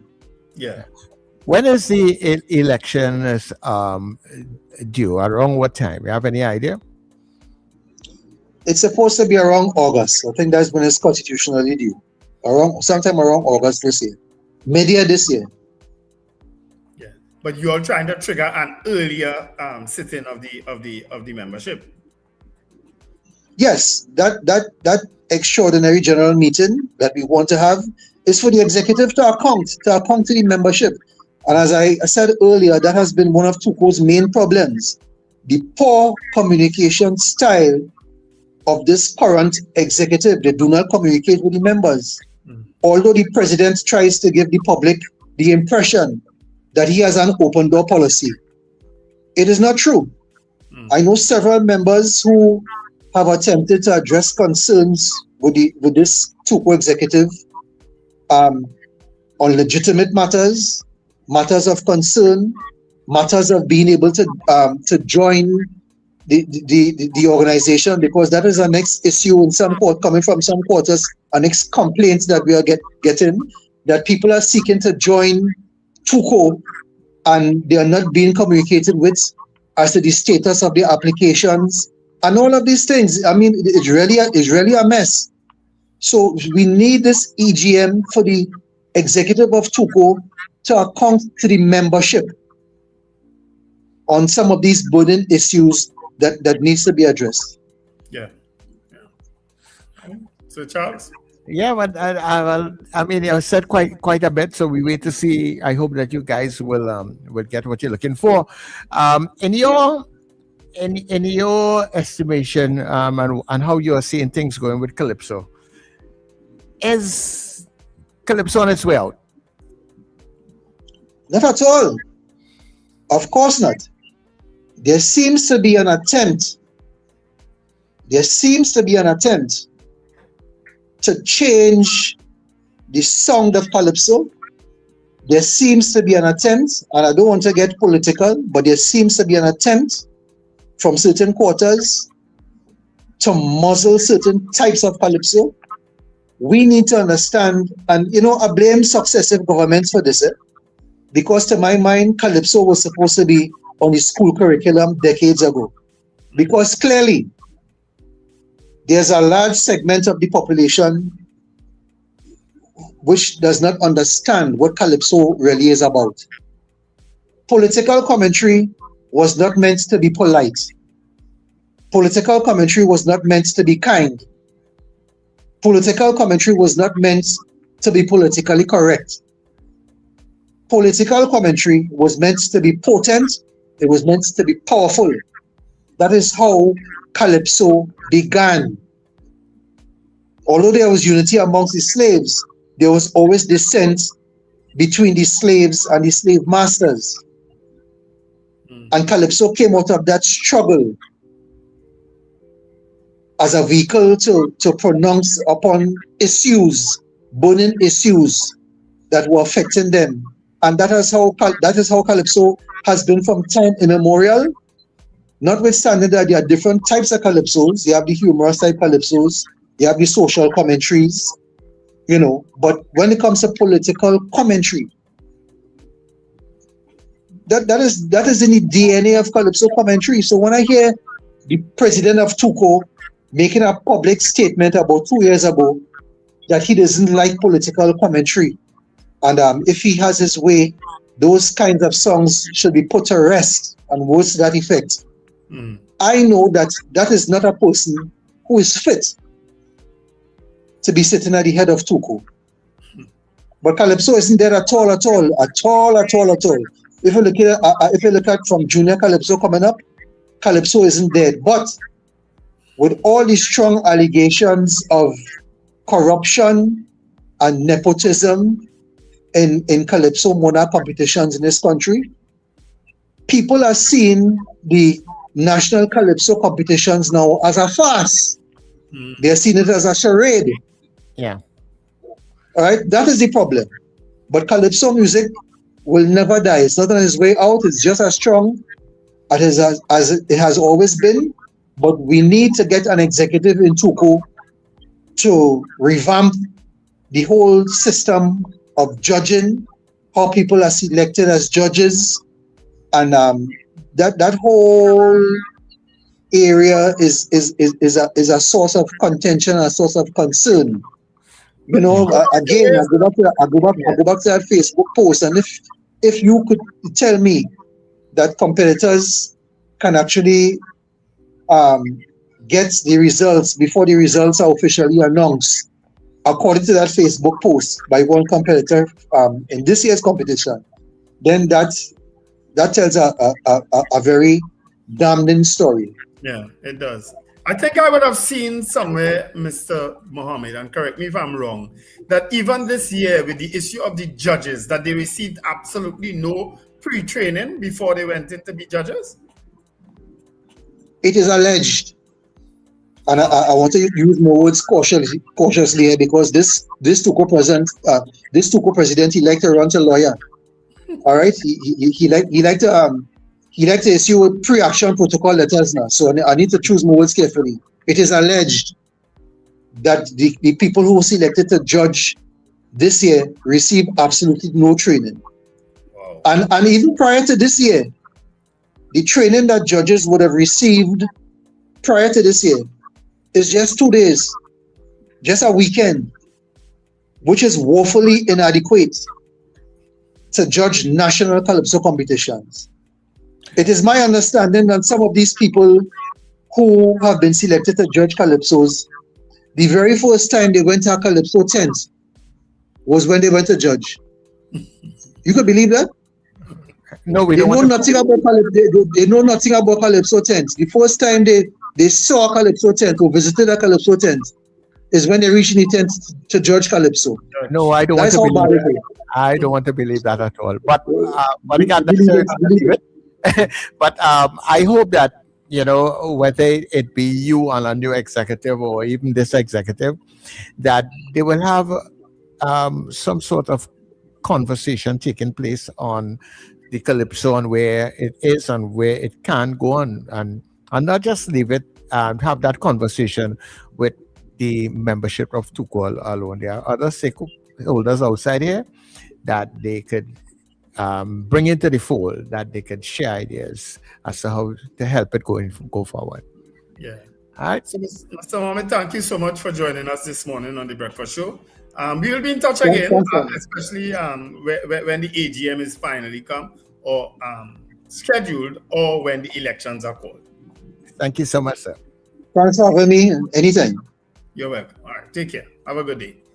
All right. Of course, that was Roger Mohammed, aka Bodyguard, who has thrown his hat in the ring. If I have to take his words at face value, he's thrown his hat in the ring for president of TUCO.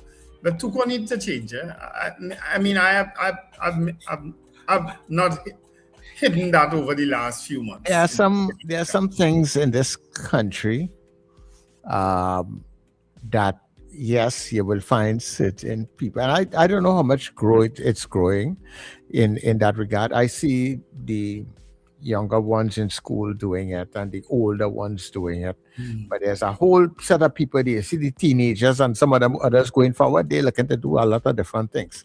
And not just in Calypso, emancipation is just like that too, A lot of it is the older parents and the younger ones who they can carry with them, who they have control over. But once those younger ones come out of their phone, they're on their own, when they're 14, 15, 16, they may have no time with them thing, and they need to look at all of those things going forward. Yeah, because our I don't know, our young ones, they are driving things in a different kind of way. And as he said it, if Calypso as it is, it's just sing your Calypso, spend your money, hope to get the Skinner Park, and not even to make it to the final, just to get the Skinner Park. Yeah, to get the Skinner Park. And I don't know if Skinner Park, let's pay Calypso, there's any big set of money to perform there. I'm wondering what the appearance fee is there. It might be minimal, but I suppose you can there feel, well, people go see me. And I reach. So but it has to be a lot more than that, There's no space for a lot of people who are singing Calypso to get their music out. Radio stations not even playing it anymore. Yeah. But how could the president of TUCO, the executive of TUCO, let me say the executive of TUCO, how could they not have apologized publicly as yet to Helon Francis? Because I haven't seen any apology, and I think Bodyguard basically said that. No statement has been made on what happened to Helon Francis, the defending monarch, on the night of the finals. Well, maybe they did not see it as their problem. And I suppose maybe after the TTT themselves, I think, put out an apology for the break. They must tell themselves that is enough. No, man. As he said, TTT could apologize. I mean, it's an NCC-produced Dimash grab, but the Calypso part of it is TUCO, and it affected the Calypsonian, not anybody else. The mass players, all the guest artists and so on, it didn't affect them. It affected a Calypsonian and no less a person than your defending champion. Surely you TUCO must say something. That's the point, Roger. That's the point Bodyguard made, and that's the point I think I'm trying to make now. They should have said something to heal on Francis. Yeah, well, sometimes all negative is worked out positive, because at the end of the day, he had got a lot of publicity. Time for them to that he would not have got me. Time for them to go. Yeah. And if it is that members sitting on the executive there know that there's a problem and not saying anything, well then all you need to go to. Yeah. But only time will tell us where that is going. Yeah. So all right, people, we are going for 8 o'clock news. Stay with us here on The Breakfast Show on New Era, TT Radio, NETT Radio.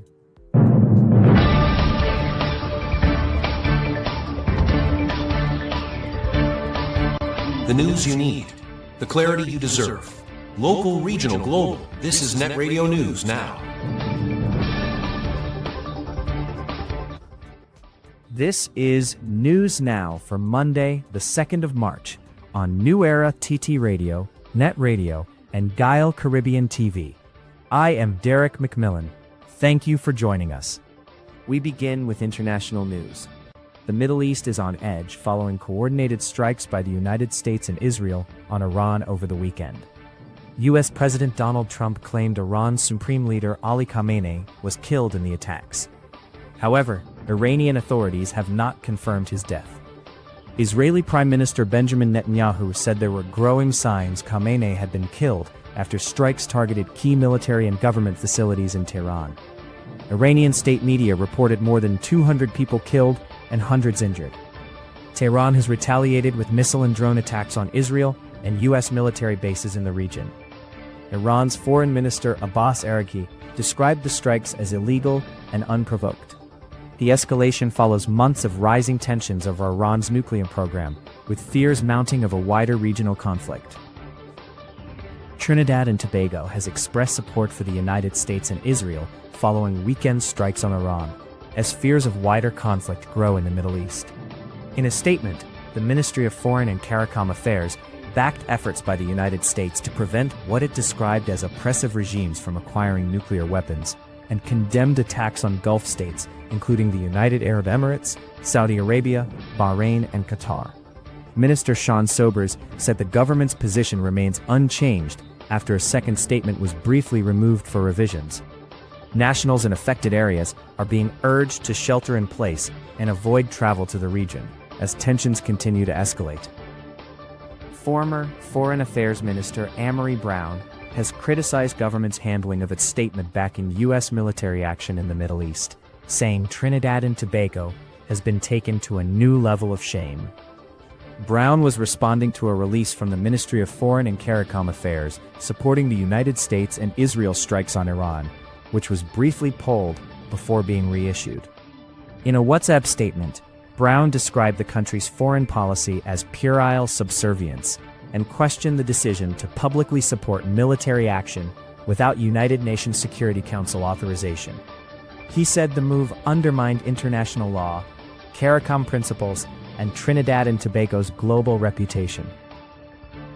Tobago House of Assembly Chief Secretary Farley Chavez Augustine has praised Prime Minister Kamla Persad-Bissessar, saying she showed more balls than her male CARICOM counterparts for her handling of regional security and geopolitical issues at last week's CARICOM Heads of Government meeting in St. Kitts and Nevis.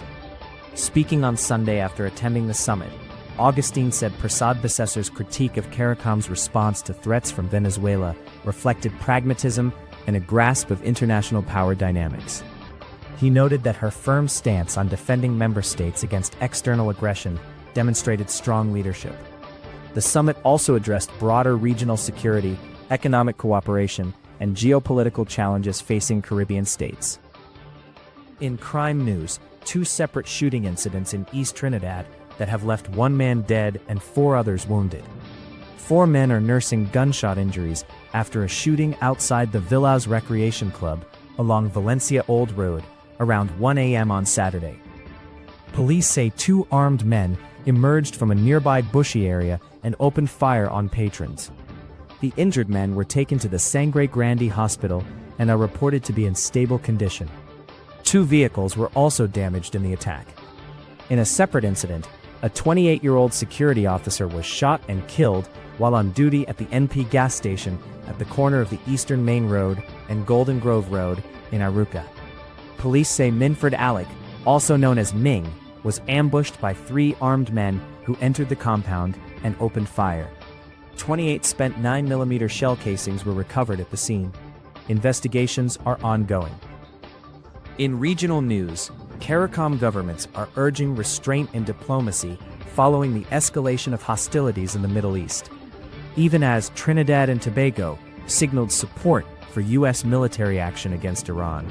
Guyana issued a strong condemnation of what it described as Iran's unprovoked attacks on Bahrain, the United Arab Emirates, Qatar, and Kuwait, calling them breaches of international law and expressing full solidarity with those states. Antigua and Barbuda and Grenada both warned of widening instability, urging maximum restraint and renewed diplomatic engagement in keeping with the UN Charter. Jamaica focused on consular guidance, advising nationals to avoid travel to the region. Meanwhile, Barbados expressed concern over the military escalation and joined calls for dialogue and respect for international law. And that's news at this time. That was news now. Stay informed with New Era TT Radio, NETT Radio.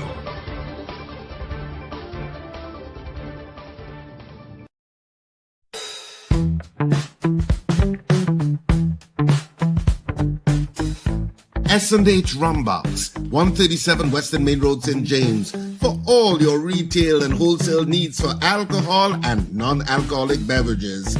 Call us at 686-0599 or visit us at 137 Western Main Road, St. James. S&H Rumbox, drinking out of the box. End times is here. Are you prepared?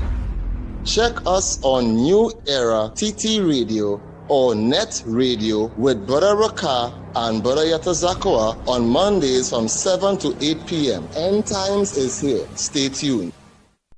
Save more now at Furniture Plus. Get a pair of pillows for only $49, queen mattresses from $7.99, free gifts with select purchases, plus extra discounts on higher purchase plans. Hurry, visit any Furniture Plus showroom today.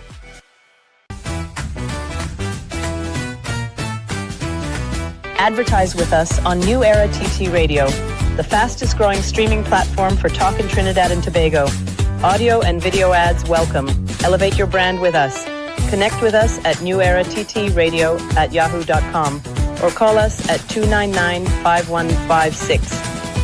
Now what are you waiting for?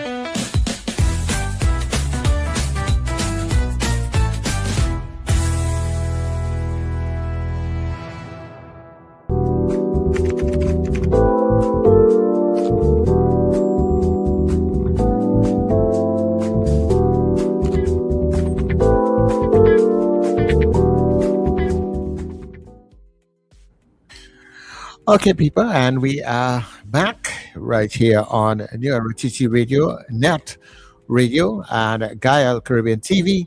This is the breakfast show, the world famous breakfast show at that time. It's not just a breakfast show. All right, make sure they recognize that it's the world famous breakfast show. I'm inside the final session this morning. For those of you that missed it a little while ago, we spoke with Roger Muhammad, aka the bodyguard. I haven't seen in a long time, you know. Yeah. I remember when he started out at the Calypso, he was I think he started out as one of the police Calypso competition. Yes, he was a policeman. Yeah. Yeah. I remember interviewing bodyguard with a number of other individuals at that point in time. You know, I don't know what became of some of the others. They probably pack it up by now. But Yeah, you had Stinger, Calypso, and Stinger too. Yeah, Stinger was another one of them. Yeah. So it was nice to see him today, I must admit. But a couple of things went there. Well, the port in Tobago is the Blue Harmony. It's supposed to be up and running and supposed to be running fully from today, I think. Okay, great. So so all those things that were happening in Tobago with shortages and the back and forth between the Port Authority and the businesses and whatever it is, I'm hoping that all that will be put to rest, and all I can finally have some peace and quiet in Tobago. Well, all right. You mean Dr. Rowley, because he needs feed for his animals? Well, yeah. He's business, you know. I ain't singling him out at all because he's business. He's when he's talking now, he's not PM anymore. So he's part of a farmer. Yeah, as a farmer, businessman in Tobago. So yeah, that's thing. And I was also reading over the weekend, and we're gonna get to your calls in a little bit, people. Wendell, you realize how much it is costing to run that radar in Tobago? No, I didn't see that. There was a story over the weekend, I think yesterday, that the Prime Minister said that it was costing the US, and let me put it right there, people, costing the US to run that radar in Tobago, and it's not that they are paying us that. That is their operational cost to run it. They said $3 million US dollars a day, you know. What? A day. But that's day? Why? Well, I don't know. I don't know what. But if that is the case, if that is just one, and they have so many of those things running all over the place, you can imagine what that defense budget is like, really and truly. Yeah?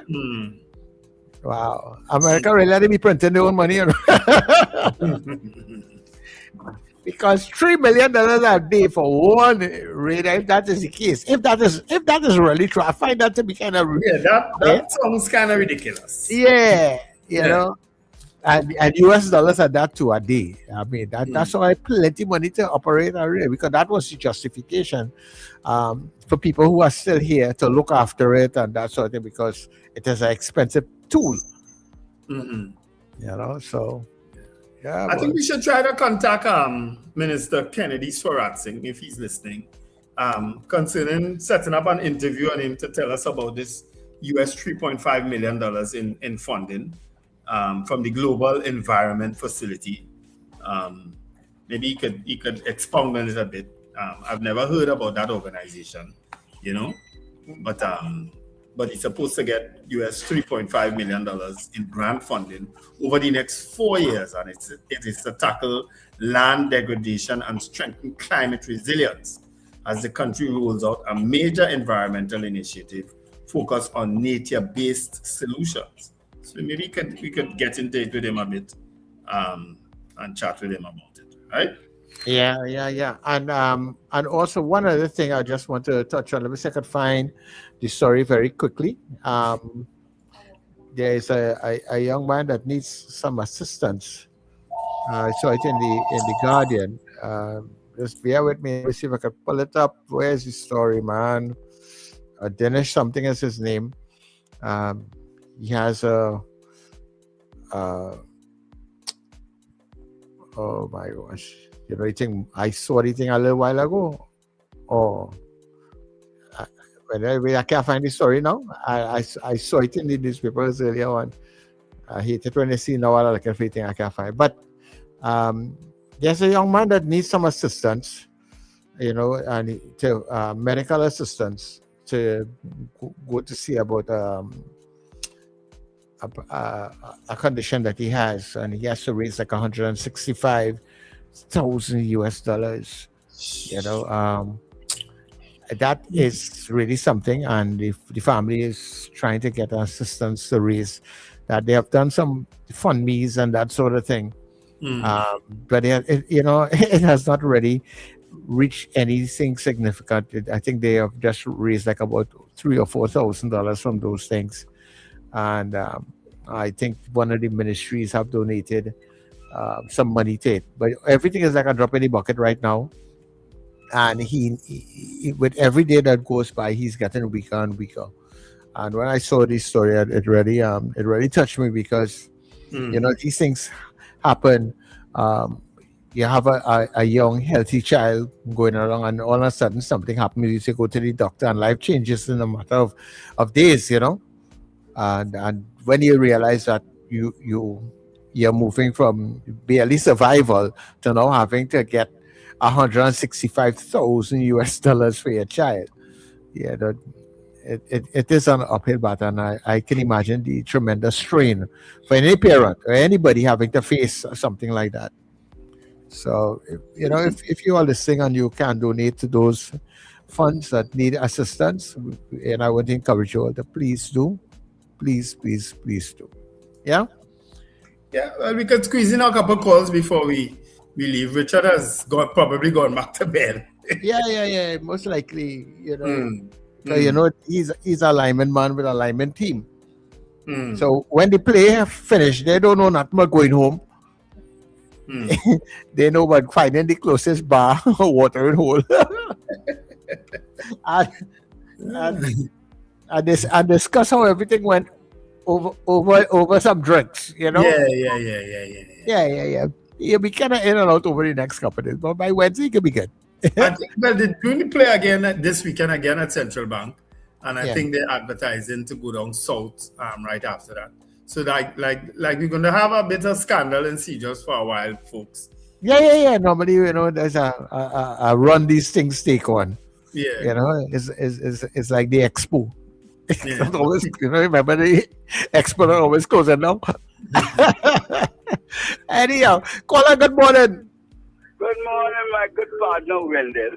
Morning. Mr. Richard. Mr. Grant. Mr. Charles. Hi, how are you doing? Wendell. Yes? I to congratulate you, brother. Yeah, why? You see that family thing always have all them years? Mm-hmm. They are very, very good. And this is excellent. Black people lacking. Yeah, excellent. Because my family was big. And I used to tell them every Christmas, every time I go by them, I invite them home by me. They used to come. I said, we only meet when somebody dead and this and that thing. And brother, I admire you. When you know me, I just stop my mind. You understand? And right now, I grew up with my aunt, as I tell you already, my mother died when I was 2 months old and all kind of thing. And I just be begging them. I have family in St. James the Walters family. You from St. James the Walters, with a big welder down there, living in by Pepper Pot. Okay? But anyhow, with the bodyguard thing, he supposed the financial members get everybody and to call a general meeting. That's the first thing, the financial members. You see them calculating at them, they're ripping the whole whirlwind because when they were making money, some of them was inside joining the association. I got to tell you because I'm a union man, I form a union to get money for our workers in the factory. Where the president of the union went in and negotiate and leave me out. You understand? Mm-hmm. So, them ripping the whole thing because they stand up as men. Okay, brother? Okay. Somebody had to come in and we go talk again with them and say, Charles, have a good partner. Okay, Mr. Grant. Thanks, Mr. Grant. Thank you very much. Even back in the day, Khadija used to be part of that. I'm Uncle Wendell, and my sister is auntie this, auntie that. So, you understand? Yes. I remember just the other day, PNM in power, and we had a birthday party, Harper, Saka, and myself, and it had 6 government ministers there, and guess who was the lone opposition person there? Khadija. So I tell her, they don't come between us. Yes. Yeah, all his family. Yeah. Caller, good morning. Yeah, morning. Wendell. Morning. I know we shall take a break. We barely in here, though. Robert Allen. Is Robert? Robert, we barely in here. You still have a voice problem, boy. Yeah, You hearing me now? Yes, we hear you now. better. It's the earpiece. Right. What I was thinking about now, an idea came to me for the longest while. Do you think we reach the age whereby digital scoring of events should take place as soon as the contestant finish, whether it be the band, the pan, or whoever finish, their screens on display where your points come up, boom, so nobody cannot tamper or interfere with anything? Because, to think about it with respect to the allegations, the alleged allegations made against TUCO president and other stuff like that, where the competition finished and you were privy to see the results and to give people the results before, right? Which is an allegation, as we know. You have to be careful. I believe we reach an age now where we should have digitalized or digital scoring taking place. So as soon as you finish a performance, you go hit the screen and everybody had a pen and the paper to write down what the man or what the Calypso, and because going at that age where you do think, because at the end of the competition, when all the sheets come together and you sit down there, you can do what you want with the sheets. Yeah. The judges can do what they want, they can give who they want what score. They can say, no, oh God, this band win with all our points. No, we don't want them when we gave this one. Or we don't want she when we gave me. These are the days now where you should go that way. That I believe is about time. You understand? I agree that, and I like that idea. I don't know what idea. Yeah, I don't know, but I just want to throw it out to you all and the listening. That's an excellent idea. Yeah, I like that idea. So when all they're going to play, they must know. There can be no tampering. Yeah. Yeah. Thanks very much, Robert. Anyway, let somebody else call you. Yeah. I like the idea that. Sorry. Go ahead, Charles. Yeah, I said I like the idea that just like how they score, some of the things in the Olympics and stuff, the swimming and gymnastics and that kind of thing, you can know which part you place anything according to your performance. Come up right up. The scores come up right away. One time. Swimming, as you done swim, the score come up. Yeah. Yeah. Because let me tell you something, and to be fair to Ainsley King, we have heard about those stories with past presidents. We have heard about those stories with Pan Trinidad before, long before Beverly Ramsey Moore come up on the scene. We used to hear about things like that happening. You understand? People changing the scores and changing results. We have heard about that. You know what I mean? Yeah. So that can minimize that, and it will take all into the future. Yeah. It will take all into the future, man. Let the judges' scores come up one time. One time, done that. Yeah, you must know. Yeah, you're looking good. You must only hope the next band that performing don't break your score. Yeah. Hello, good morning, Captain Ron. Yes, good morning, gentlemen. Happy Monday. Hey, happy Monday to you too. With all of this stressful news going on all weekend, like you all said, it seemed like on the weekends things happen. You leave Good and Friday and everything started happening since we have this crazy man here in the White House. Mm-hmm. And what is shameful, it is very shameful to hear that Trinidad stands out alone backing this man, where a lot of people around the world and in this country and some of his own people in his party are not backing him. Some of his generals have turned against him. And our Kamala Prasad decides she will back it. I don't know what is this with Kamala Prasad. I don't know if she sees or if it's something she's trying to favor with him or some promise. And then you hear somebody said that she has more balls than the other people. That person needs to go back and watch over the whole CARICOM meeting and see how you can't forget your neighbors who has helped you with nurses and doctors and stuff when times was hard in your country. And because America is against them, you're going to go against them. Kamala, something is wrong with Kamala. I heard, Sir Charles, last Friday, I heard, and I didn't get a chance to call in because you had to go. I heard Mr. Pinal made a statement, said that Dr. Eric Williams made one move and mashed up the whole, he deliberately mashed up the Federation. I think Mr. Pinal needs to stop that kind of racism and go back and check his history. He needs to go back and check his history. And so that gives Kamala Prasad the right to do what she did in the CARICOM to try and mash it up. That's how it came across to me.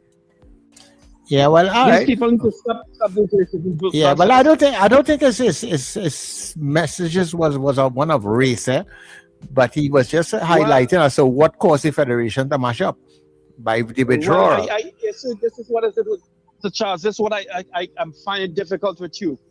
You saying that you and I want to believe that, but down deep, that's what it was. Captain Ron, well, I mean, you and I will see things differently. I mean, I was listening to the conversation with the man, and I did not get that. He's looking for someone I to understand what you're Kamala's behavior. Yeah. All right. Is he referring to Mr. Penal? Yeah, you should refer to Mr. I don't want to hear nothing that man had to say.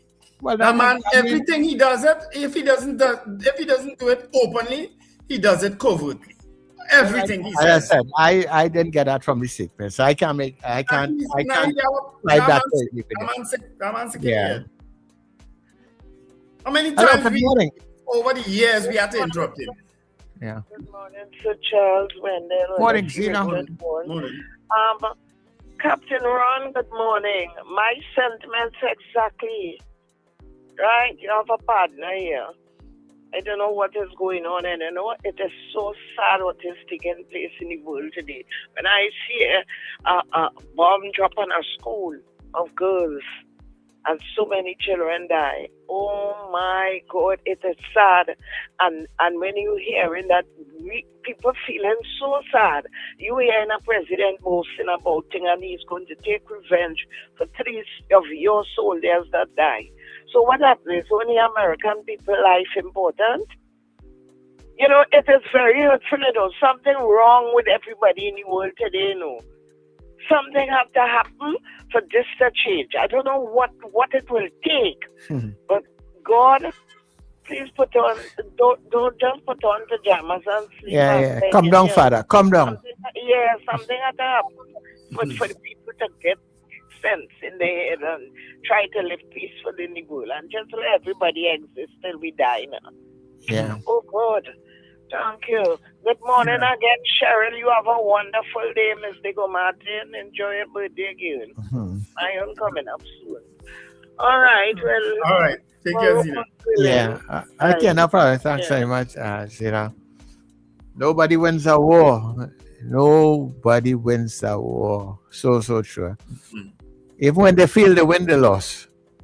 Well, the world needs some new leaders because let's face it, look at these leaders we have, most of whom are across the age of 70, some of them over 80. You understand? Something is, and they all, I don't know, like they want to leave a legacy of war and hate throughout the world. I don't know what is going on. You understand? We need more young people like Deacon Mitchell and them in Grenada. Young fella in Grenada, Ufanali in Guyana. You understand? We need some young people as leaders in the place now. Younger people, I should say. Netanyahu and Putin and and Donald Trump. Donald Trump. They are warmongers. That's what they are. Yeah, they are. They are warmongers. That is the reality of it. Yeah. They have nothing to live for again. What they are talking about, to show your force, you know. And what do you think all that is because? Because one person don't want you to be more superior than them with arms on. You know? Yeah. That's you know. Yes. So you have nuclear, but the other person mustn't have nuclear. Because you careless with it. I am very careful with it. You understand? So if I decide to use it at any point in time, I want to be the only one to be able to have it. Hello, good morning. Hi, Sir Charles. Morning. Morning, Davide. Morning, Miss. Boosh Dabadi, not normal Dabadi. Boosh Dabadi. When I thank you, right? Thank my son reach home after 12. So, I don't know what intention he had of picking me up 9-10 o'clock. But here it is, it was a nice Friday anyway. I enjoyed my life a little few hours outside the house. Yeah. So that is something I must do that more often. Yeah. But here it is, I watch international news where Donald Trump said that why he did that is because he understands Iran has nuclear weapons hidden. But the security services, American intelligence agency, the U.S. intelligence said they have no intelligence on that. So where he getting information from?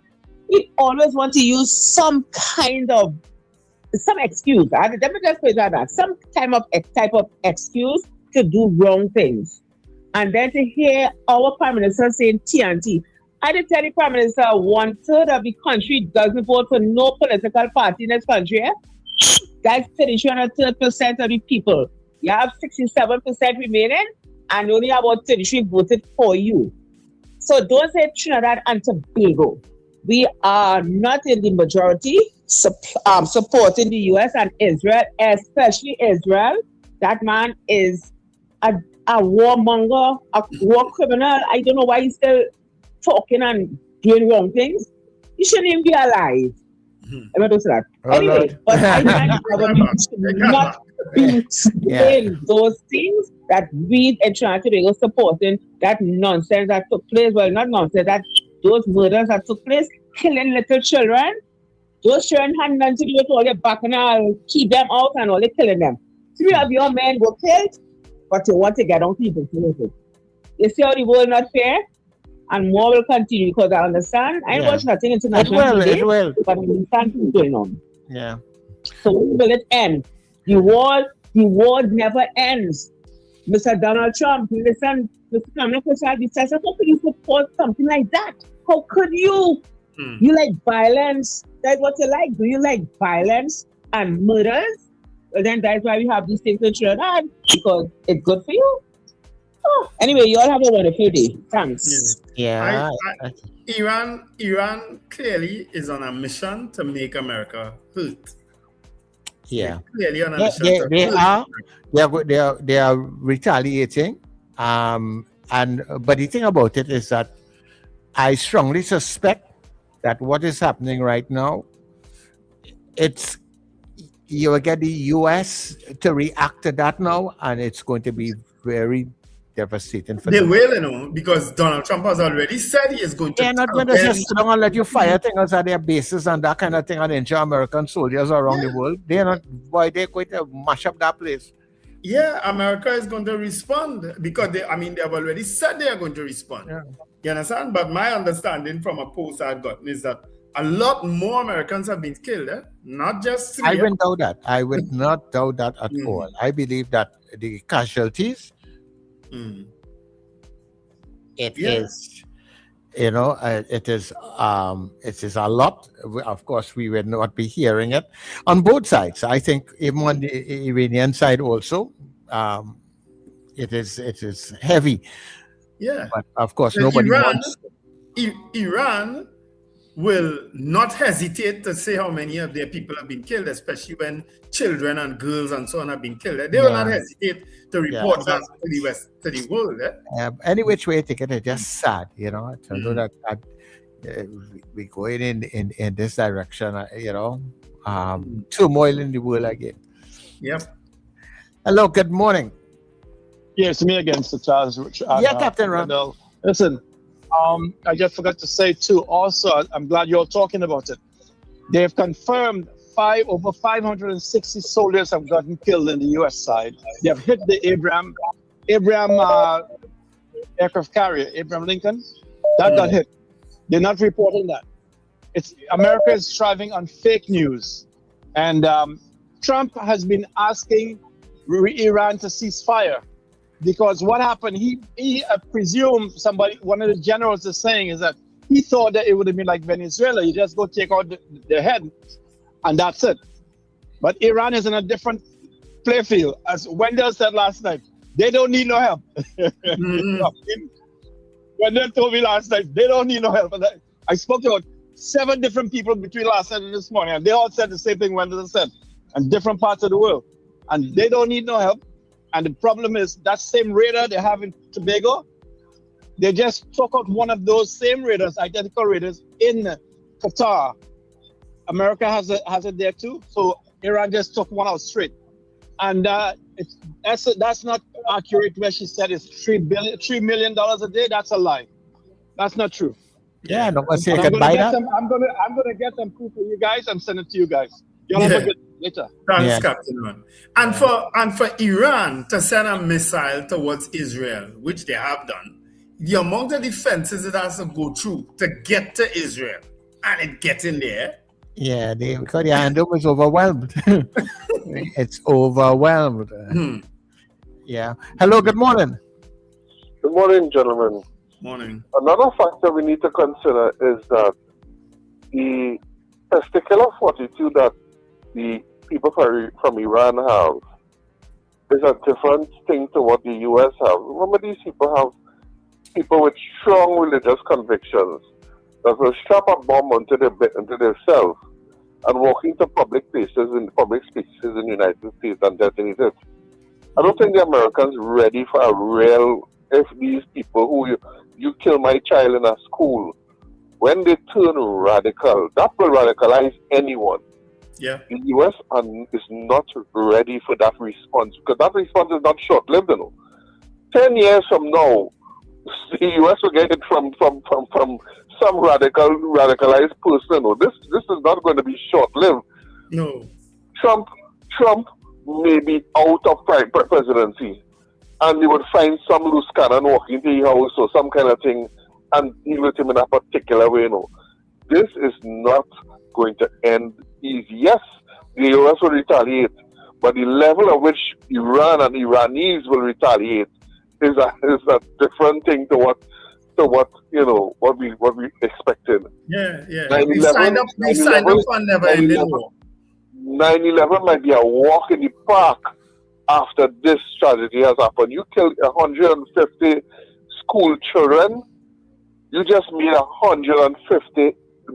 300 because they have mothers and fathers.